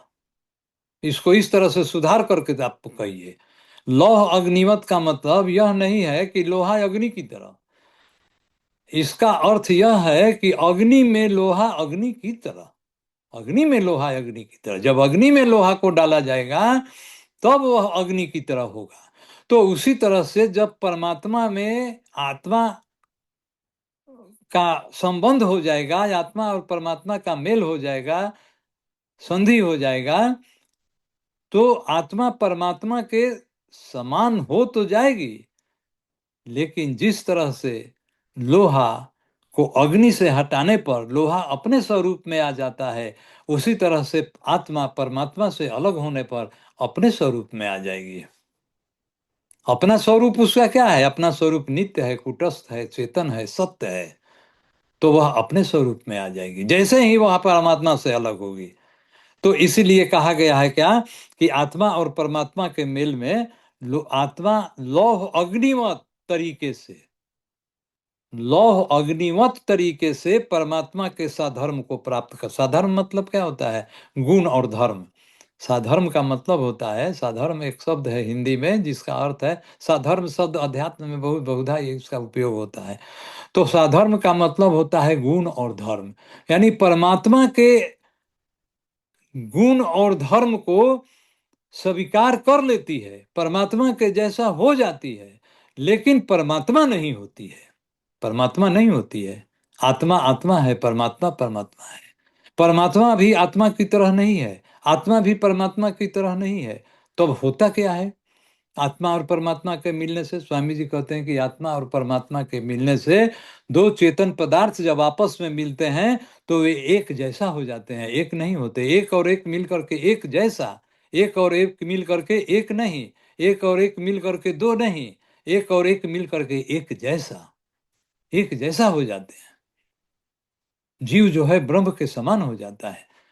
देखिए रामायण में एक चौपाई है, ईश्वर अंश जीव अविनाशी चेतन अमल सहज सुख राशि, ऐसा है। बहुत आदमी कहता है, उसी को देख, उसी रामायण की चौपाई को देख करके, सुन करके, पढ़ करके लोग कहता है क्या कि आत्मा परमात्मा का अंग है, ईश्वर अंश जीव अविनाशी। इसी लाइन पंक्ति को पढ़ने से कि ईश्वर जो है सो, जीव जो है ईश्वर का अंश है। जीव ईश्वर का अंश कदापि नहीं है। क्यों नहीं है? जीव ईश्वर का अंश इसलिए नहीं है कि यदि यह ईश्वर का अंश होता तो इसमें ईश्वर के गुण होते। आप ऐसे समझिए, यदि जीव ईश्वर का अंश होता तो जीव के अंदर ईश्वर के गुण होते। कैसे? तो ईश्वर का गुण आनंद है, तो जीव में भी आनंद गुण होता। आत्मा में तो आनंद गुण नहीं है, तो कैसे आत्मा परमात्मा का अंश है? जैसे मान लीजिए कि लोहा का कोई बड़ा टुकड़ा हो, उसमें भी मैग्नेटिक प्रॉपर्टी है, उसको भी मैग्नेट जो है अपने तरफ खींचेगा। और उस लोहा के छोटे से टुकड़े को छोटे छोटे टुकड़ों में, स्मॉल स्मॉल पार्टिकल्स में आप उसको कन्वर्ट कर दीजिए, यानी उसको बुरादा में बुरादा के बारे में सोचिए। तो बुरादा में भी, लोहे में, बुरादे के अंदर भी चुंबकत्व का गुण है, मैग्नेटिक प्रॉपर्टी है। उन बुरादों को भी चुंबक अपनी तरफ खींच लेगा।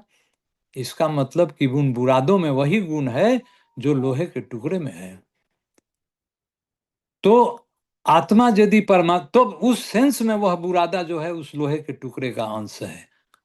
वह बुरादा उस लोहे के बड़े टुकड़े का अंश इसलिए है कि दोनों में एक समान गुण है। बुरादों को भी चुंबक अपनी तरफ आकर्षित करता है और उस लोहे के टुकड़े को भी अपनी तरफ आकर्षित करता है। इसीलिए लोहा बुरादा जो है लोहे का टुकड़े का अंश हुआ। लेकिन आत्मा परमात्मा के गुण को अपने अंदर धारण जरूर कर लेती है, आत्मा और परमात्मा के मेल से, लेकिन आत्मा परमात्मा का अंश नहीं है। ये क्यों नहीं है? इसलिए कि परमात्मा के अंदर, परमात्मा का आनंद गुण आत्मा के अंदर नहीं है। आत्मा के अंदर यदि परमात्मा का गुण रहता, आनंद गुण, तो क्यों आत्मा परमात्मा से मिलने का प्रयास करती?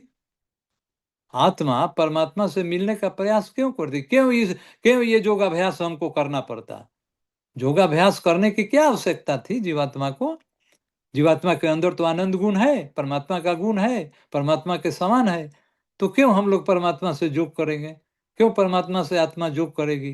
क्यों परमात्मा से आत्मा का मेल होगा? क्यों संधि होगा? ऐसा नहीं होता। क्योंकि ऐसा संधि, इसलिए संधि की आवश्यकता है, योग की आवश्यकता इसीलिए है कि आत्मा के अंदर आनंद गुण नहीं है। उसी आनंद गुण को प्राप्त करने के लिए जीव और ब्रह्म का मेल होता है, जो योगाभ्यास के द्वारा होता है, जो योगाभ्यास के द्वारा होता है। तो यही जीव और ब्रह्म का मेल है, यही जीव और ब्रह्म का मेल है।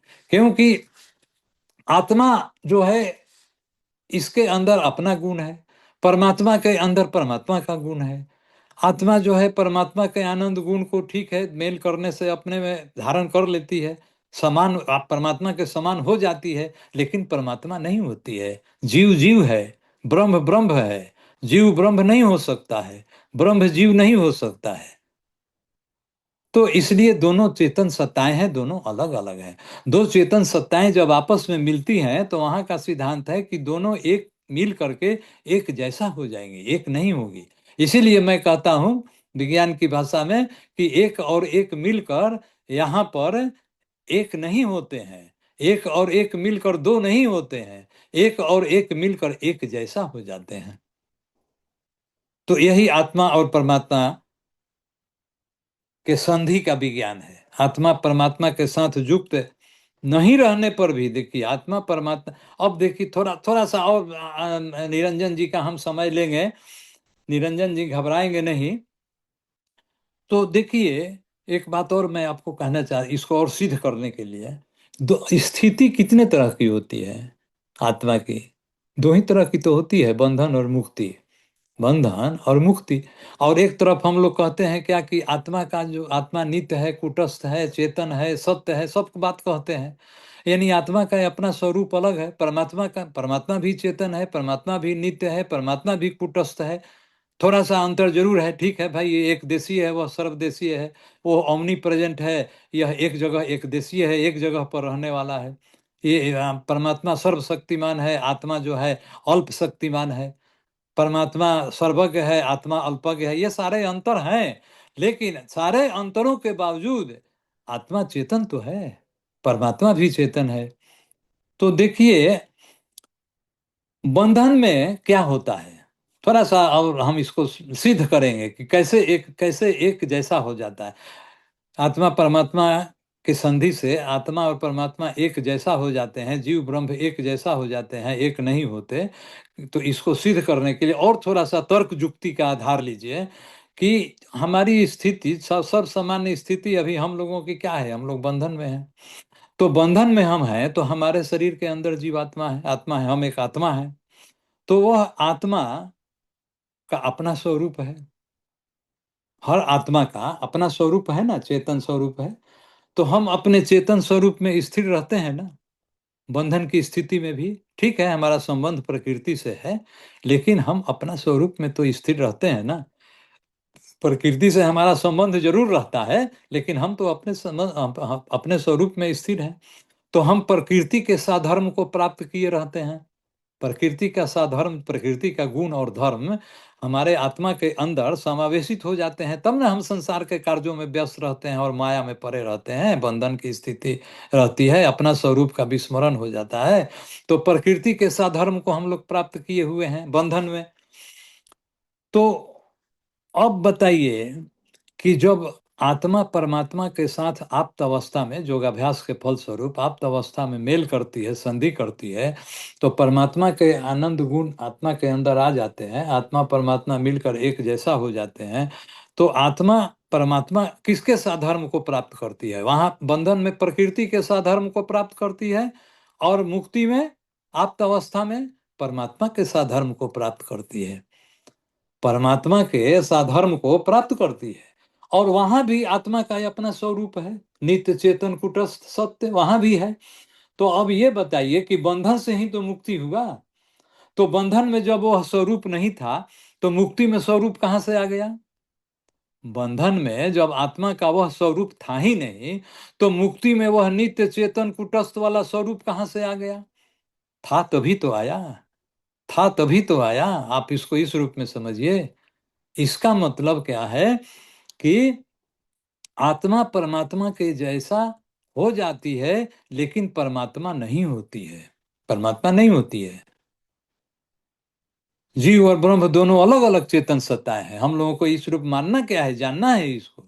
जीव और ब्रह्म दोनों अलग अलग चेतन सत्ताएं हैं।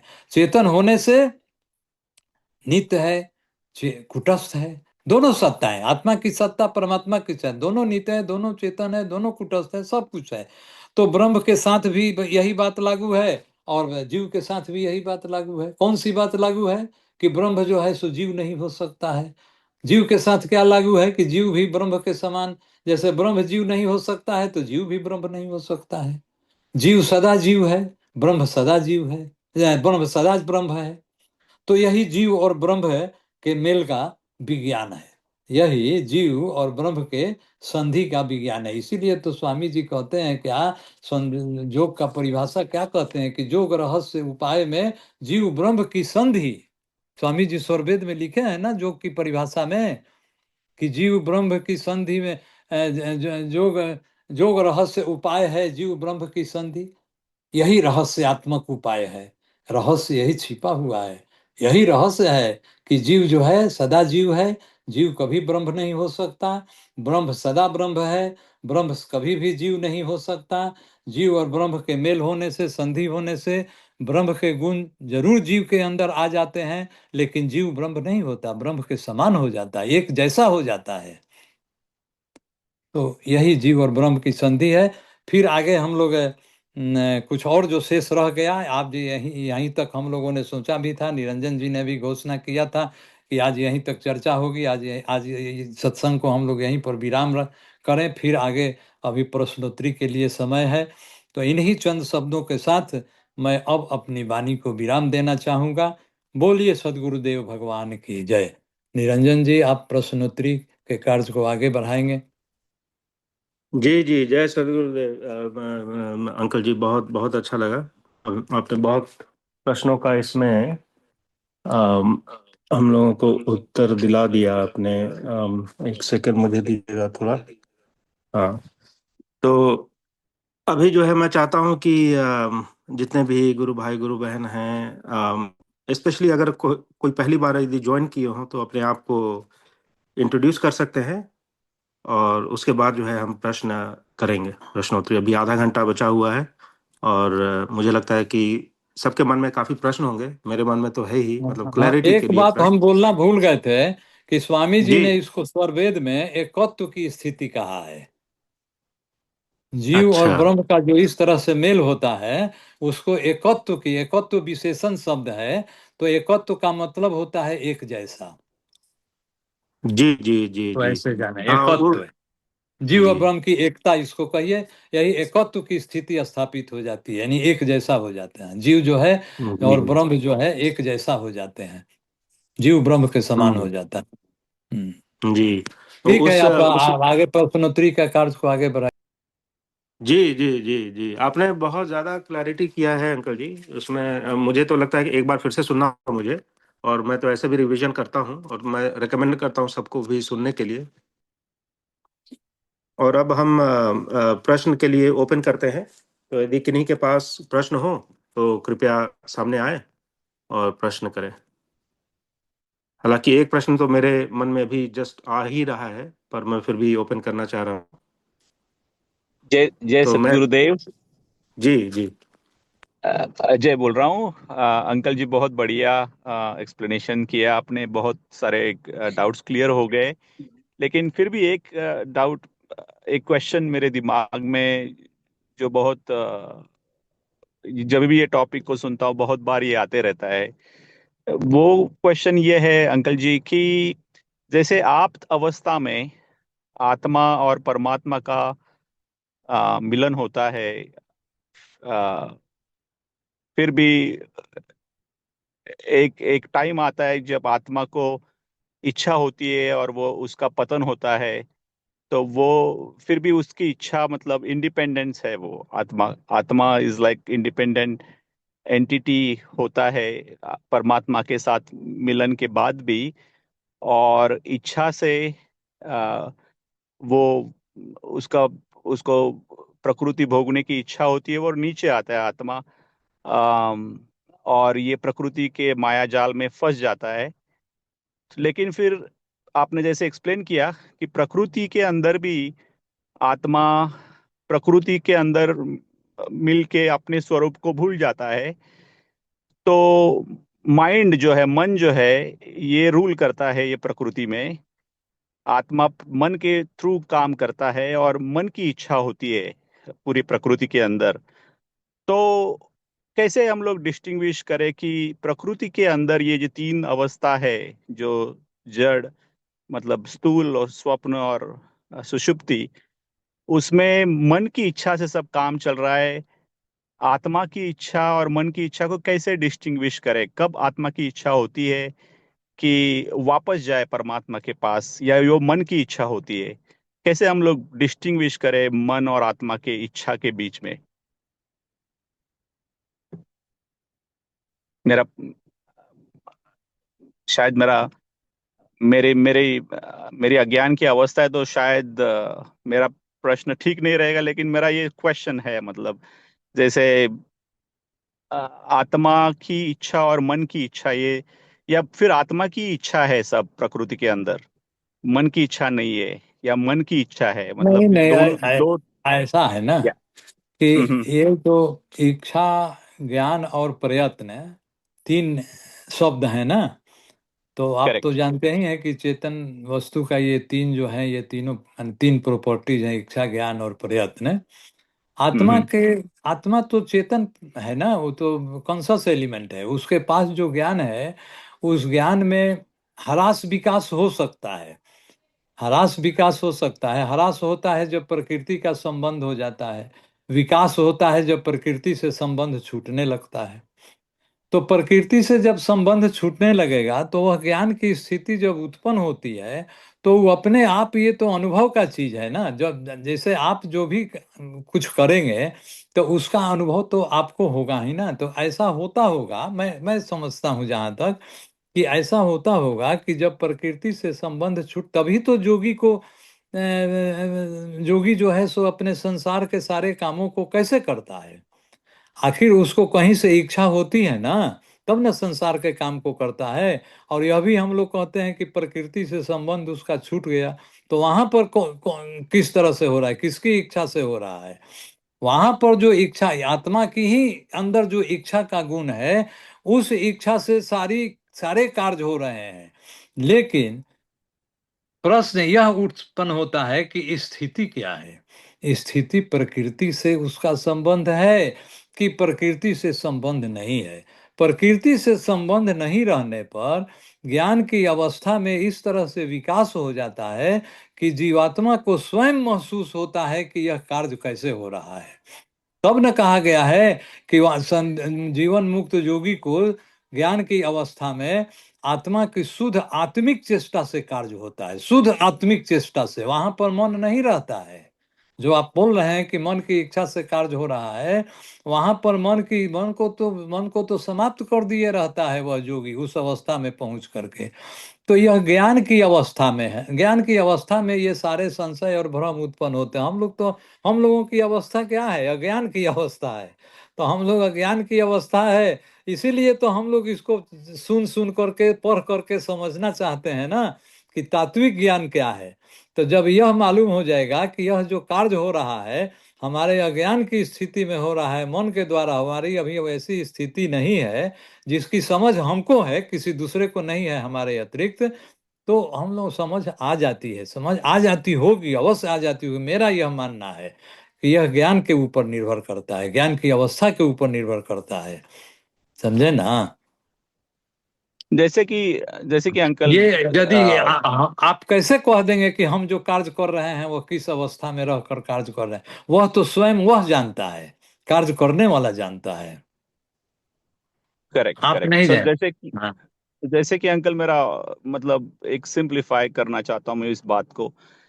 जैसे कि ये संसार में बहुत सारे विषय है, और आत्मा अपने स्वरूप को भूल के ये देह के थ्रू, माइंड के थ्रू, मन के थ्रू ये विषय भोग कर रहा है।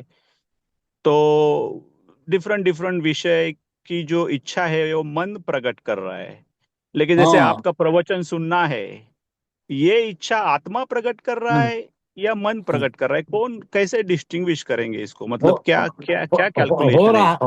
हाँ हाँ, हो रहा है वहीं से, आत्मा से ही, लेकिन मन के द्वारा हो रहा है। क्योंकि बातें अच्छी है, आत्मा को तो अच्छी बातें अच्छी लगेगी ना।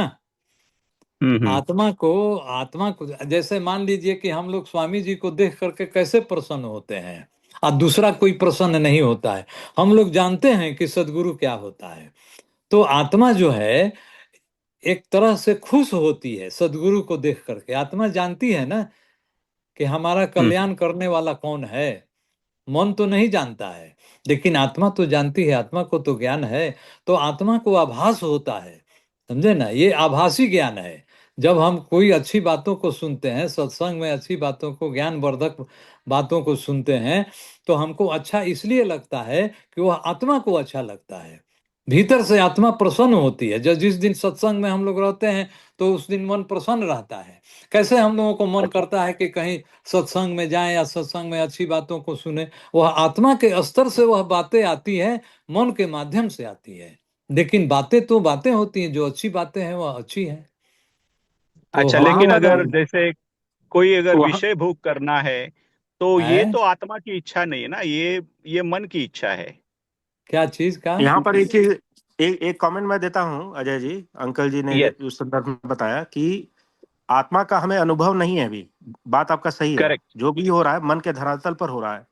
परंतु आपने क्या किया है कि अपने बुद्धि को शुद्धता शुद्धता की ओर ले गए हैं और विवेक को जागृत किए हैं। तो आत्मा हाँ, और मन के बीच में एक और यही सत्ता सही है, बात है, आपने सही कहा। एक बहुत महत्वपूर्ण सत्ता है, और वह है विवेक जागृत। और वह आपने इस सत्संग के माध्यम से कर दिया है, जहां अंकल जी जैसे पुरुष जो हैं उन्होंने आपको बताया है कि यह सदगुरु है जिसे आपके आत्मा जिसको आप अभी भी नहीं जानते हैं, ना आप जानते हैं ना हम जानते हैं, जैसा जैसा मुझे लगता है। परंतु हम अपना बुद्धि को जो है शुद्धता की ओर पुरुषार्थ करके, सत्संग सुन करके और भगवान की कथा सुन करके, सदगुरु के बारे में रिसर्च करके, स्वाध्याय करके हम उस मार्ग की ओर प्रशस्त कर रहे हैं, और उनके कृपा से ही हम अपने आप को जान पाएंगे। तो अभी आत्मा का सच पूछा जाए तो वो बिल्कुल हमें कोई अनुभव नहीं है। तो आप सही बोल रहे हैं। तो इसलिए आप ये देख लीजिए कि जो भी हम कर्म कर रहे हैं अभी, वह मन के धरातल पर कर रहे हैं, और इसीलिए जो है हर विषयों में हमको मन खींचते चला जाता है। तो यही हाँ, मुझे लेकिन लगता है कि यही लेकिन इसका। साथ साथ आपको यह भी सोचना है कि जो बातें हम सुन रहे हैं वह किस तरह की बातें हैं। जी। तो अजय करेक्ट। तो जी क्या मन, तो मन आपको मतलब मन माया की तरफ खींचता है, हमेशा माया की विषयों की तरफ खींचता है, माया और की तरह आत्मा नहीं, मन ही तो माया परमा है।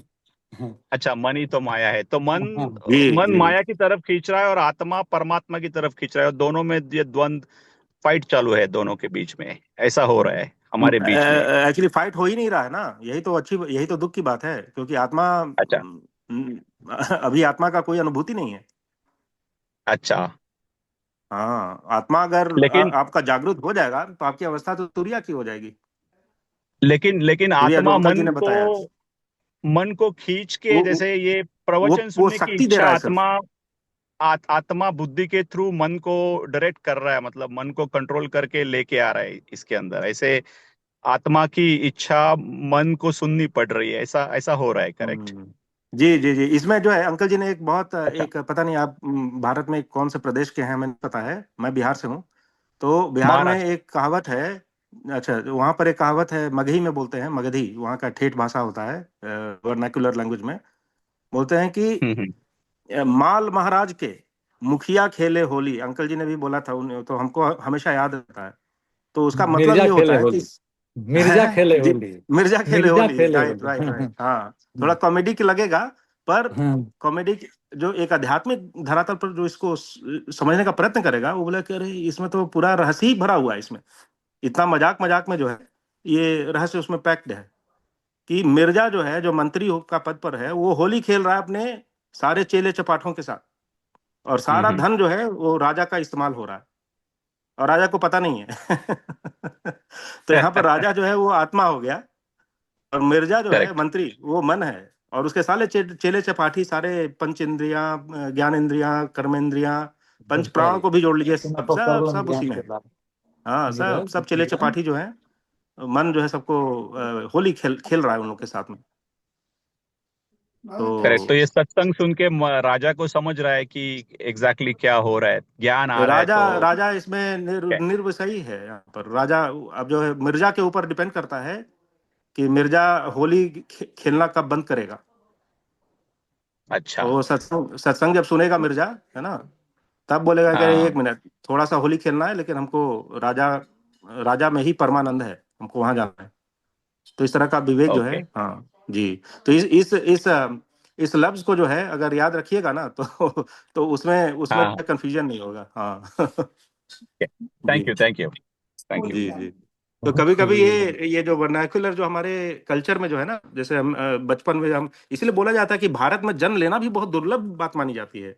अब हमको समझ में आता है ये सब चीजें, क्योंकि अंकल जी से जब सानिध्य मिला, कुछ कुछ ही ऐसा बोले जो कि हम उसी एरिया के जन्मे हैं ना, तो मतलब कि हाँ ये तो सुना था मैंने, छोटा जब 10 साल के थे तब सुनते थे, लेकिन उसका भाष कभी समझ में नहीं आता। लेकिन अब जो है उसको अप्रिशिएट कर सकते हैं, इतना कुछ एक्सपीरियंस के बाद जो है पता चल रहा है कि अरे ये गूढ़ रहस्य तो छितर बितर हो रहा है इधर, हर मतलब जो बोला जाता है ना कि पत्थर टूटता है तो उसके कंकड़ छितरा जाते हैं हर जगह, तो उस तरह का स्थिति हो गया पूरे अध्यात्म का।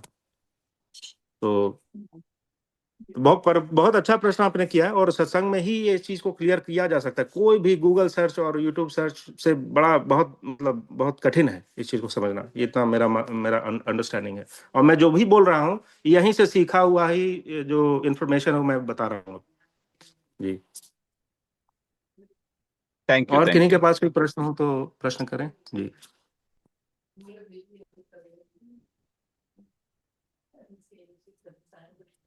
एक चीज मैं अंकल जी आपसे प्रश्न करना चाहता हूँ कि आपने बोला कि तरंग जो है वो आप बिल्कुल सही बोले एक्चुअली। अगर आप यूट्यूब पर महापुरुषों की वाणी सुने, हालांकि सत्य तो उन्होंने भी वही देखा है जो हमारे स्वामी जी देख रहे हैं, तो उसमें तो कोई भेद नहीं है। पर कभी कभी क्या होता है कि महापुरुष जब यूट्यूब वगैरह पर जब बहुत लार्ज मासेस को एड्रेस करते होते हैं तो उसको सिंप्लीफाई करके कुछ कुछ इन्फॉर्मेशन उस तरह से पैक करके वो बता देते हैं। पर ये चीज मैं काफी कंसिस्टेंटली सुना हूं कि मोक्ष और परमानंद और प्रेमानंद, तो मोक्ष जो है, जो प्रेम और प्रेम भक्ति मार्ग के जो साधक होते हैं वो मोक्ष नहीं मांगते हैं, उसको विष के समान मानते हैं एक्चुअली। इसलिए बोलते हैं वो कि मोक्ष प्राप्त होने के बाद जो है वो परमात्मा में विलीन हो जाता है, जैसे तरंग जो है वह समुद्र का पाट पाट हो गया। और और जो जो जो भक्त होता है वो चीज नहीं चाहता है, वो चाहता है कि हम भगवान के साथ खेलें, उनके साथ उनका जो जगत है उसका हम आनंद लें, उसका रस लें, रस का पान करें। जो भी हमने संबंध बनाया है परमात्मा से, सदगुरु स्वरूप परमात्मा से, सेवक और गुरु का भाव या फिर मित्र का भाव या जो भी भाव हो, तो वो जो है वो रस प्रदान करता है। और जो भक्त होते हैं वो सिर्फ उसी का चाह करते हैं, और वो मोक्ष इसलिए नहीं चाहते हैं क्योंकि मोक्ष में जो है वह उस परमानंद में समा जाता है और अनंत काल के लिए समा जाता है। तो थोड़ा कंफ्यूजन हम हमेशा रहता है। और आज आपने उससे को टच किया और बताया कि स्वामी जी बताते हैं कि ऐसा कभी ऐसा नहीं होता है। तो यहाँ पर थोड़ा सा लगता है कि हाँ। अम, थोड़ा सा कंफ्यूजन रह ही जाता है वहां पर। तो लेकिन आत्मा मोक्ष नहीं चाहती है, भक्ति चाहती है। जी ये भक्ति जी यही चीज मैंने महसूस करता है। भक्त मन एक्चुअली जो दूसरे लोग कहते हैं ना कि मैंने विलीन हो जाता है, स्वामी जी का जी ऐसा नहीं मानना है, क्योंकि स्वामी जी तो समाधि की अवस्था में प्रकृति से परमात्मा तक का ज्ञान उनको स्पष्ट हो गया था ना, प्रत्यक्ष हो गया था।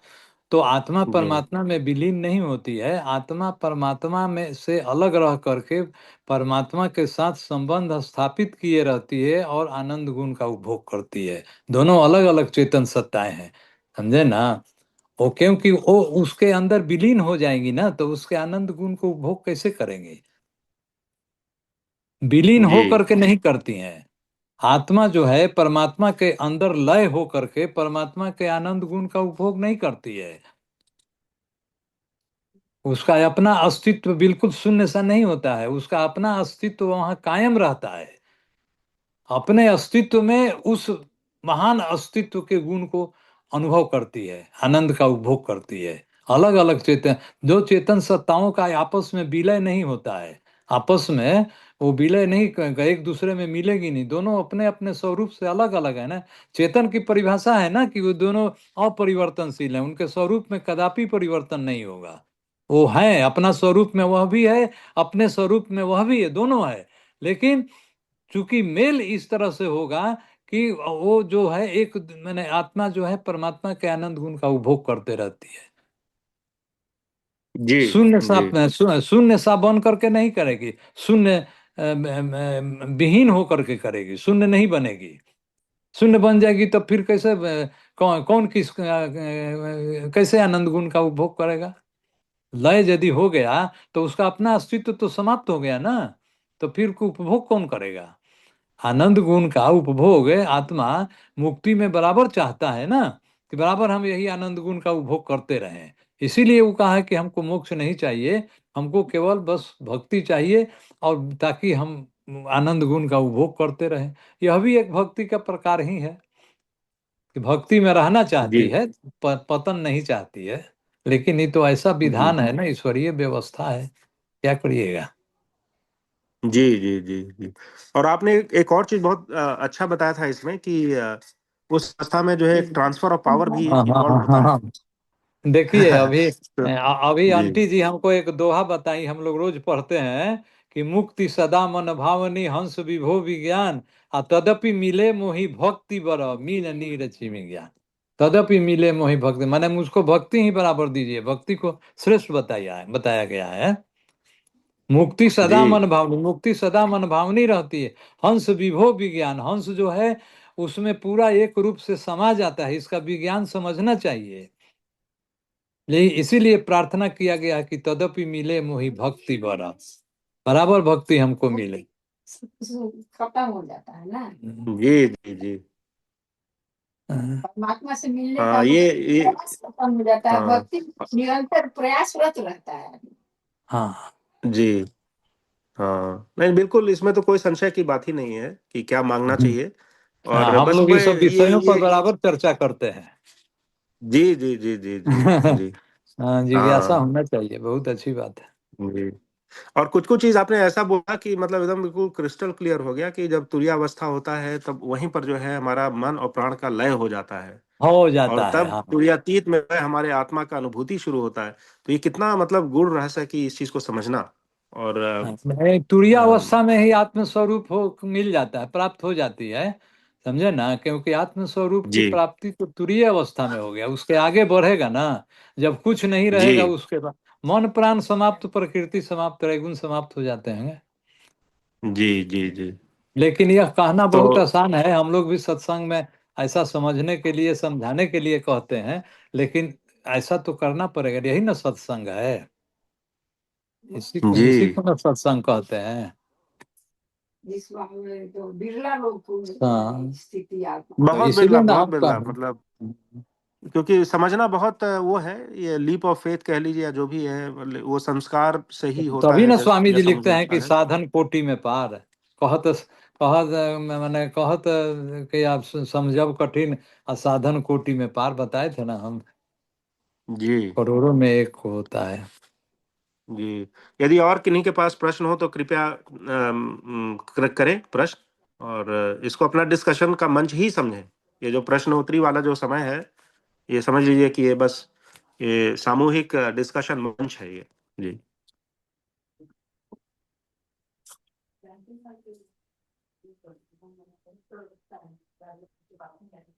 और हमेशा ये प्रश्न तो आता ही रहता है कि ये जो जो अजय जी ने जो प्रश्न किया था, जो कि हम लोगों ने मतलब इस तरह से एड्रेस किया कि जो जो कर्मों का जो कर्ता होता है, तो वहां पर काफी लोग को तो यही नहीं पता होता है कि कौन कर रहा है। कुछ लोग आत्मा को बोलते हैं कि आत्मा ही कर रहा है, कुछ लोग बोलते हैं कि सब कुछ हमारा लिखा हुआ है इसलिए हो रहा है, ऐसे वैसे। तो यहाँ पर ये चीज बहुत जरूरी होता है समझना कि सत्संग से इस चीज को बिल्कुल क्रिस्टल क्लियर रखना चाहिए अपने अंदर में कि आत्मा जो है वो ये जो प्राकृतिक जो त्रैगुण है, इससे इसके आवरण के अंदर में रहता है, और जो प्राकृतिक जो त्रैगुण है, इन्हीं के प्रभाव से जो है सारे फैकल्टीज कार्य कर रहे हैं। और वो अहम जो है वही त्रैगुण से ही डिफाइन हो जाता है, जहां पर कि अब आत्मा जो है अपने आप के स्वरूप को नहीं जानती है, अब जो है वो त्रैगुणों से किया हुआ जो कर्म होता है उसी उसी का कर्ता मान लेती है। तो वो त्रैगुणों के कर्म को करता कौन है? वो मन जो है, वो मंथन के समान काम करता है। जो दही में जो मट्ठा बनाते हैं और मक्खन निकालते हैं, मंथन मथनी, तो यह मथनी के समान है, जो कि चित्त में से जो है हर जगह से वो और त्रैगुणों का सबको मथ करके उसमें से अनेक प्रकार के विचार जो है उसमें प्रकट करवा करवा करके सारे विषयों में जो है घुमाते चलता है। तो ये चीज ये सत्संग से ही समझ में आया मेरे को, क्योंकि अदरवाइज थ्योरेटिकल जो है बहुत कंफ्यूजन वाला रहता है।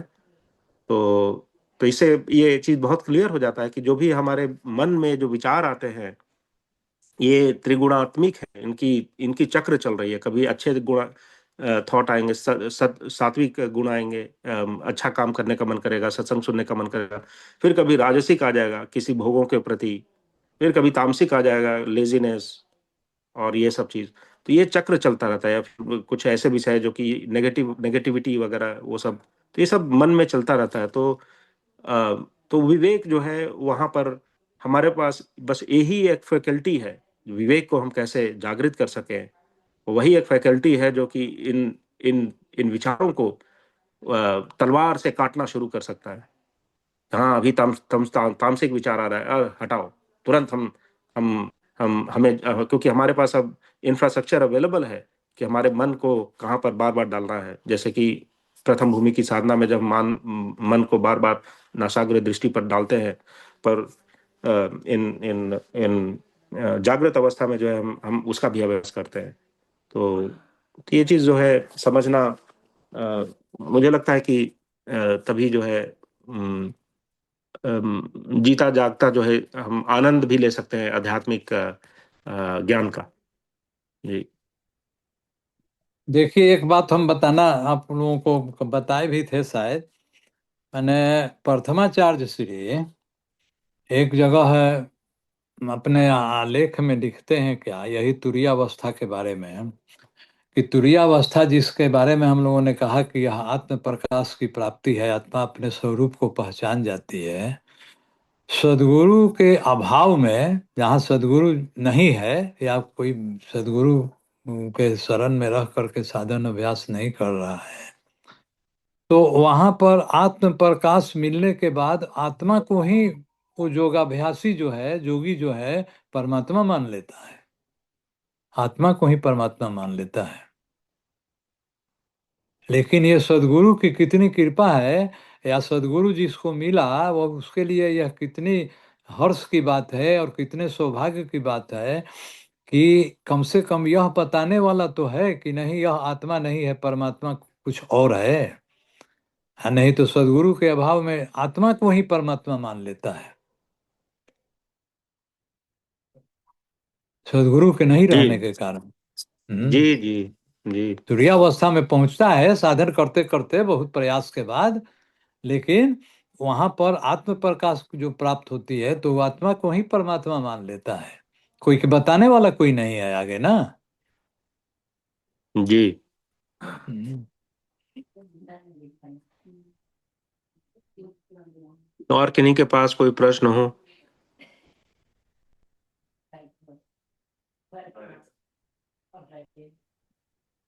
तो अंकल जी ये तो बहुत बहुत ही अच्छा बहुत रहा। सारा बहुत सारा इस क्लैरिटी मिला है, लेकिन एक ही क्वेश्चन फॉलो अप है मेरा, कि तो इसका मतलब ये जो 6 अवस्थाएं जो अंकल जी आपने बताया, स्थूल, सूक्ष्म, कारण, तुरिया, तुरियातीत और आप्त, उसमें से सिर्फ 2 ही अवस्था जो है जो आत्मा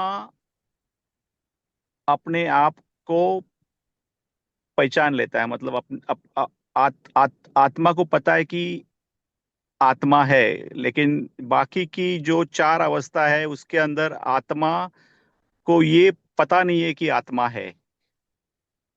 नहीं, बाकी बराबर। 3 अवस्थाओं में, शुरू तीन के तीन अवस्था अवस्थाओं में, 4 नहीं, शुरू के 3 अवस्थाओं में। अच्छा, तो आप्त अवस्था में आत्मा को ये वो तो पता होता तुरिया है से आगे बढ़ गया ना, वहां तो हाँ हाँ उसको, हाँ। उसका तो वहां तो मालूम है ही उसको। ये अच्छा अच्छा। एक और तरीका है अजय जी इसको समझने का। वो पता नहीं आपने वो वाला मूवी देखा है कि नहीं, मैट्रिक्स, पहला वाला मैट्रिक्स जो मूवी रिलीज हुआ था ना। नहीं, देखा तो नहीं जो मैंने। हमारे जो वेस्टर्न फ्रेंड्स होते हैं ना, वेस्टर्न फ्रेंड्स जो होते हैं जो थोड़ा सा भी क्यूरियोसिटी दिखाते हैं, तब मैं उनको हम्म। मैट्रिक्स मूवी के बारे में बताता हूँ। तो खैर वहां तक तो लोग पहुंच ही नहीं पाते हैं, बट मैट्रिक्स में देख लीजिए कि जो लोग रह रहे थे सिमुलेशन के अंदर में, है ना, उनको उनकी अपनी रियलिटी ये नहीं पता थी कि वो बैटरी के स्वरूप में रोबोट्स उनको यूज कर रहे हैं, है ना। हम्म। तो बस वही स्थिति है कि वहां पर हम सिमुलेशन में हैं, ये माइक वर्ल्ड है। सब कुछ हमें करेक्ट। मन से लेकर बुद्धि तक सब कुछ परमाणु और अक्षर के कंपन से उत्पन्न हुआ है। ये कुछ भी अपना नहीं करेक्ट। है, ये सारा मतलब इसीलिए बोला जाता है कि जब हम स्वप्न अवस्था से जब हम जागृत में आते हैं, है ना, तो वह भी जागृत हम्म। नहीं है। जब हम जागृत से जब हम आत्म स्वरूप में जाते हैं, वो जागृत हुआ। करेक्ट करेक्ट करेक्ट, ये भी स्वप्न ही है, मतलब काइंड यह ऑफ भी एक स्वप्न है। स्वप्न जैसा ही है। हाँ करेक्ट। हाँ, लेकिन सत्य जैसा लगता है। जो अज्ञानी करेक्ट। है, हाँ, उसको यही सत्य लगता है। जैसे कि हम सपना में अभी ना होते हैं तभी ना तो स्वामी जी हमें लिखते हैं स्वर वेद में जी कि जागृत भाव अभाव है तुरिया जागृत भास। माने जब आप तुरिया में पहुंचते हैं तब समझिए कि वह आपकी जागृत अवस्था है। जागृत जी भाव अभाव है, माने इंद्रिय जगत का अभाव वहां हो जाता है और तुरिया प्रकट होती है, वहां पर समझिए कि असल जागना है। तो अभी जो हम कर रहे हैं सत्संग के थ्रू, वो जो नियो जो कैरेक्टर था ना, नियो, तो सदगुरु जो है मॉर्फियस हम्म। स्वरूप में आए हुए हैं, और बिल्कुल हम सब जो है नियो कैरेक्टर्स हैं, जो कि हम लोग मनन कर रहे हैं, मतलब सत्संग में जुड़े। और मॉर्फियस के ऊपर पूरा हमारा विश्वास जागृत नहीं हुआ है अभी, क्योंकि जिस दिन पूर्ण विश्वास जागृत हो जाएगा, आश्रित हो जाएगा, तो मॉर्फियस जो है बता देगा, चलो देखो तुम्हारी स्थिति क्या है अभी। तो बिल्कुल। Correct correct. हाँ, एक्चुअली मुझे लगता है, मैंने गूगल रिसर्च किया था, मैट्रिक्स मूवी जो है भगवत गीता और वगैरह इस सब से बोरो किया हुआ कॉन्सेप्ट को मॉडर्नाइज वेस्टर्नाइज करके मल्टी मिलियन डॉलर का मूवी बना दिया।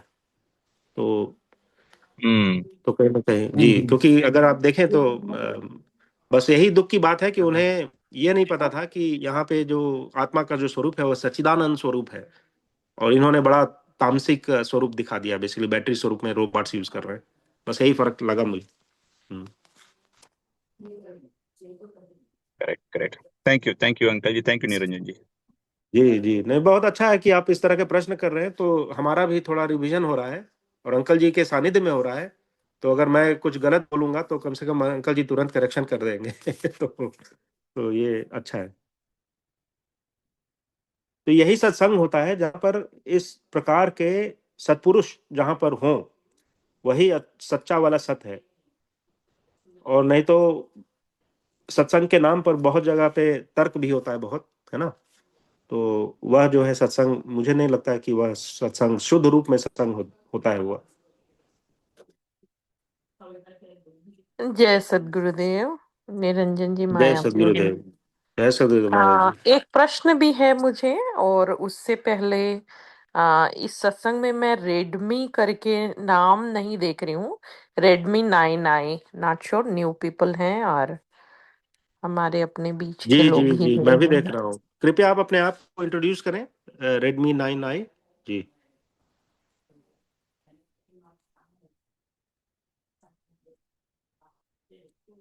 शायद आप म्यूटेड हैं, तो यदि आप अनम्यूट करके अपने आप को इंट्रोड्यूस करें तो अच्छा लगेगा।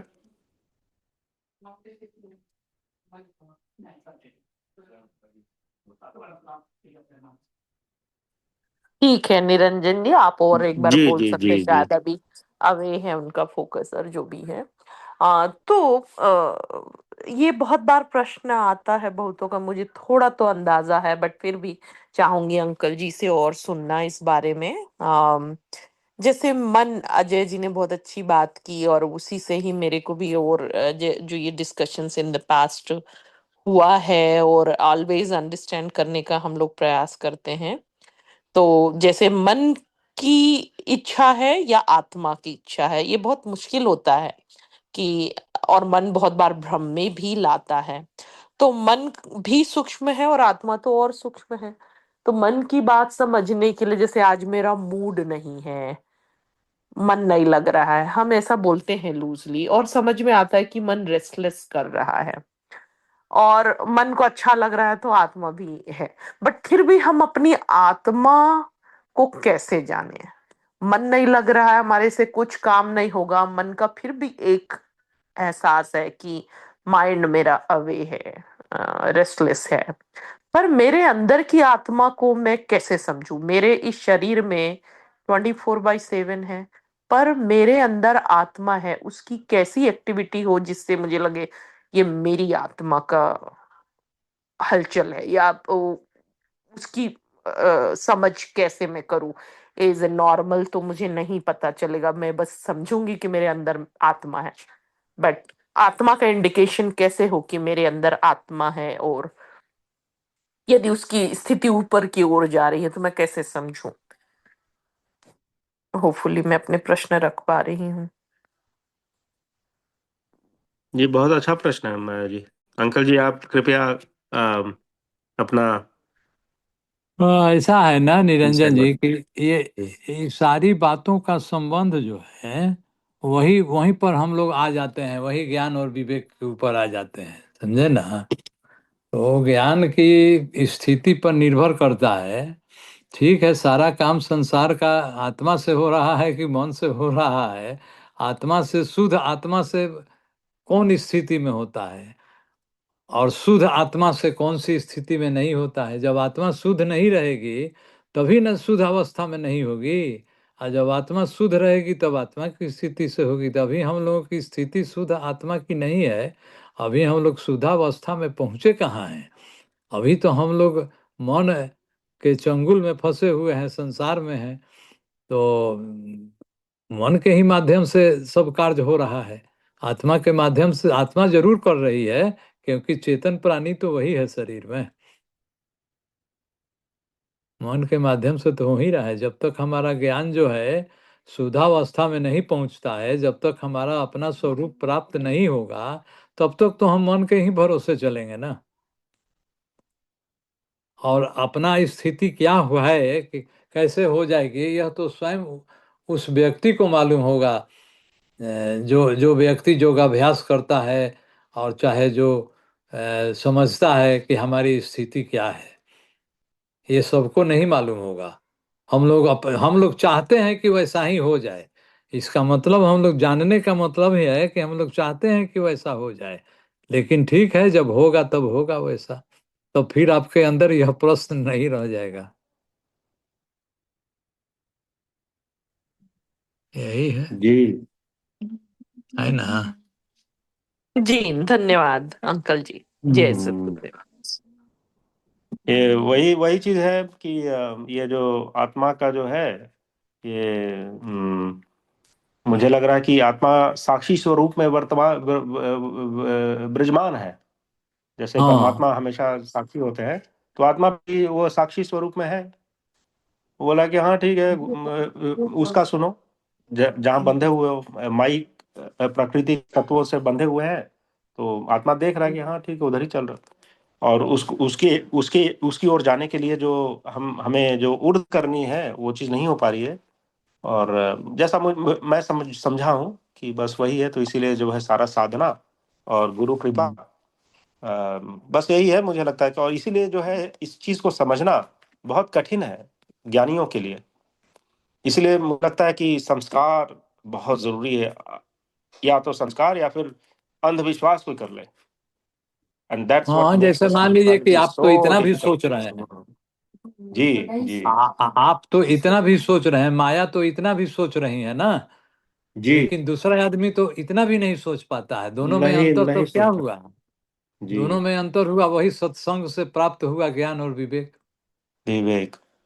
और मुझे लगता हम्म। है अंकल जी की अम, अम, सत्संग को भी सुनने के बाद भी काफी लोगों के अंदर में विवेक जागृत होना, वह भी बहुत दुर्लभ है, जैसा मुझे लगता है। हाँ हाँ, बात तो सही है। लेकिन जी। करने से नहीं होगा, लेकिन होगा करने ही से। करने ही होगा, हाँ हाँ। एक तो हाँ सत्संग मिलना बहुत दुर्लभ है, और उसके हाँ बाद सत्संग मिलने के बाद आचरण में उतरना, क्योंकि वहां पर जो है हाँ रबर हिट्स द रोड वाला स्थिति आ जाती है। हाँ। ठीक क्योंकि है, अब मैंने जो है किसी हर दिन नहीं काम, होगा। हाँ, क्योंकि किसी दिन हर नहीं कार्य जो होगा, आप कर रहे लेकिन हैं होगा तो किसी एक दिन ही होगा, तो अवश्य किसी एक होगा। दिन ही होगा। हाँ, क्योंकि अहम को जो है उसको घोंट के पीना होता है, और वो चीज जो है कोई बहुत कठिन। जैसे मैं एग्जांपल देता हूँ काफी लोगों को अंकल जी। नीम जो होता है, हाँ नीम कितना कड़वा होता है, नहीं? हाँ तो सुबह में उठ करके अगर पिए हर कोई, तो बहुत लाभ है उसमें। और मैंने इतने अपने दोस्तों को बताया, इनफैक्ट सबको फ्री पैकेट भी दिया, समझे ना। लेकिन हाँ उसको उसको मतलब चयन करने का जो है, मतलब मुझे नहीं लग रहा कि कोई कर रहे हैं एक्चुअली चयन, ये बात क्योंकि तो उस सही। तो इसी प्रकार मुझे लगता है कि सत्संग से श्रवण किया हुआ ज्ञान जो है वह नीम के पाउडर के समान है, कि अब उसको पीना सुधार भी है, अब हमको पीना है, हर दिन पीना है। इसी प्रकार जो है सत्संग से सुना हुआ जो ज्ञान है, अब हमको उसको टेस्ट ड्राइव में डालना है। अब वहां पर जो है, I think that is exactly where the rubber hits the road, और वहां पर तो बहुत मैसिव फिल्ट्रेशन हो जाता है, और इसलिए जो है अमर लोक की प्राप्ति बहुत बहुत दुर्लभ हो जाता है।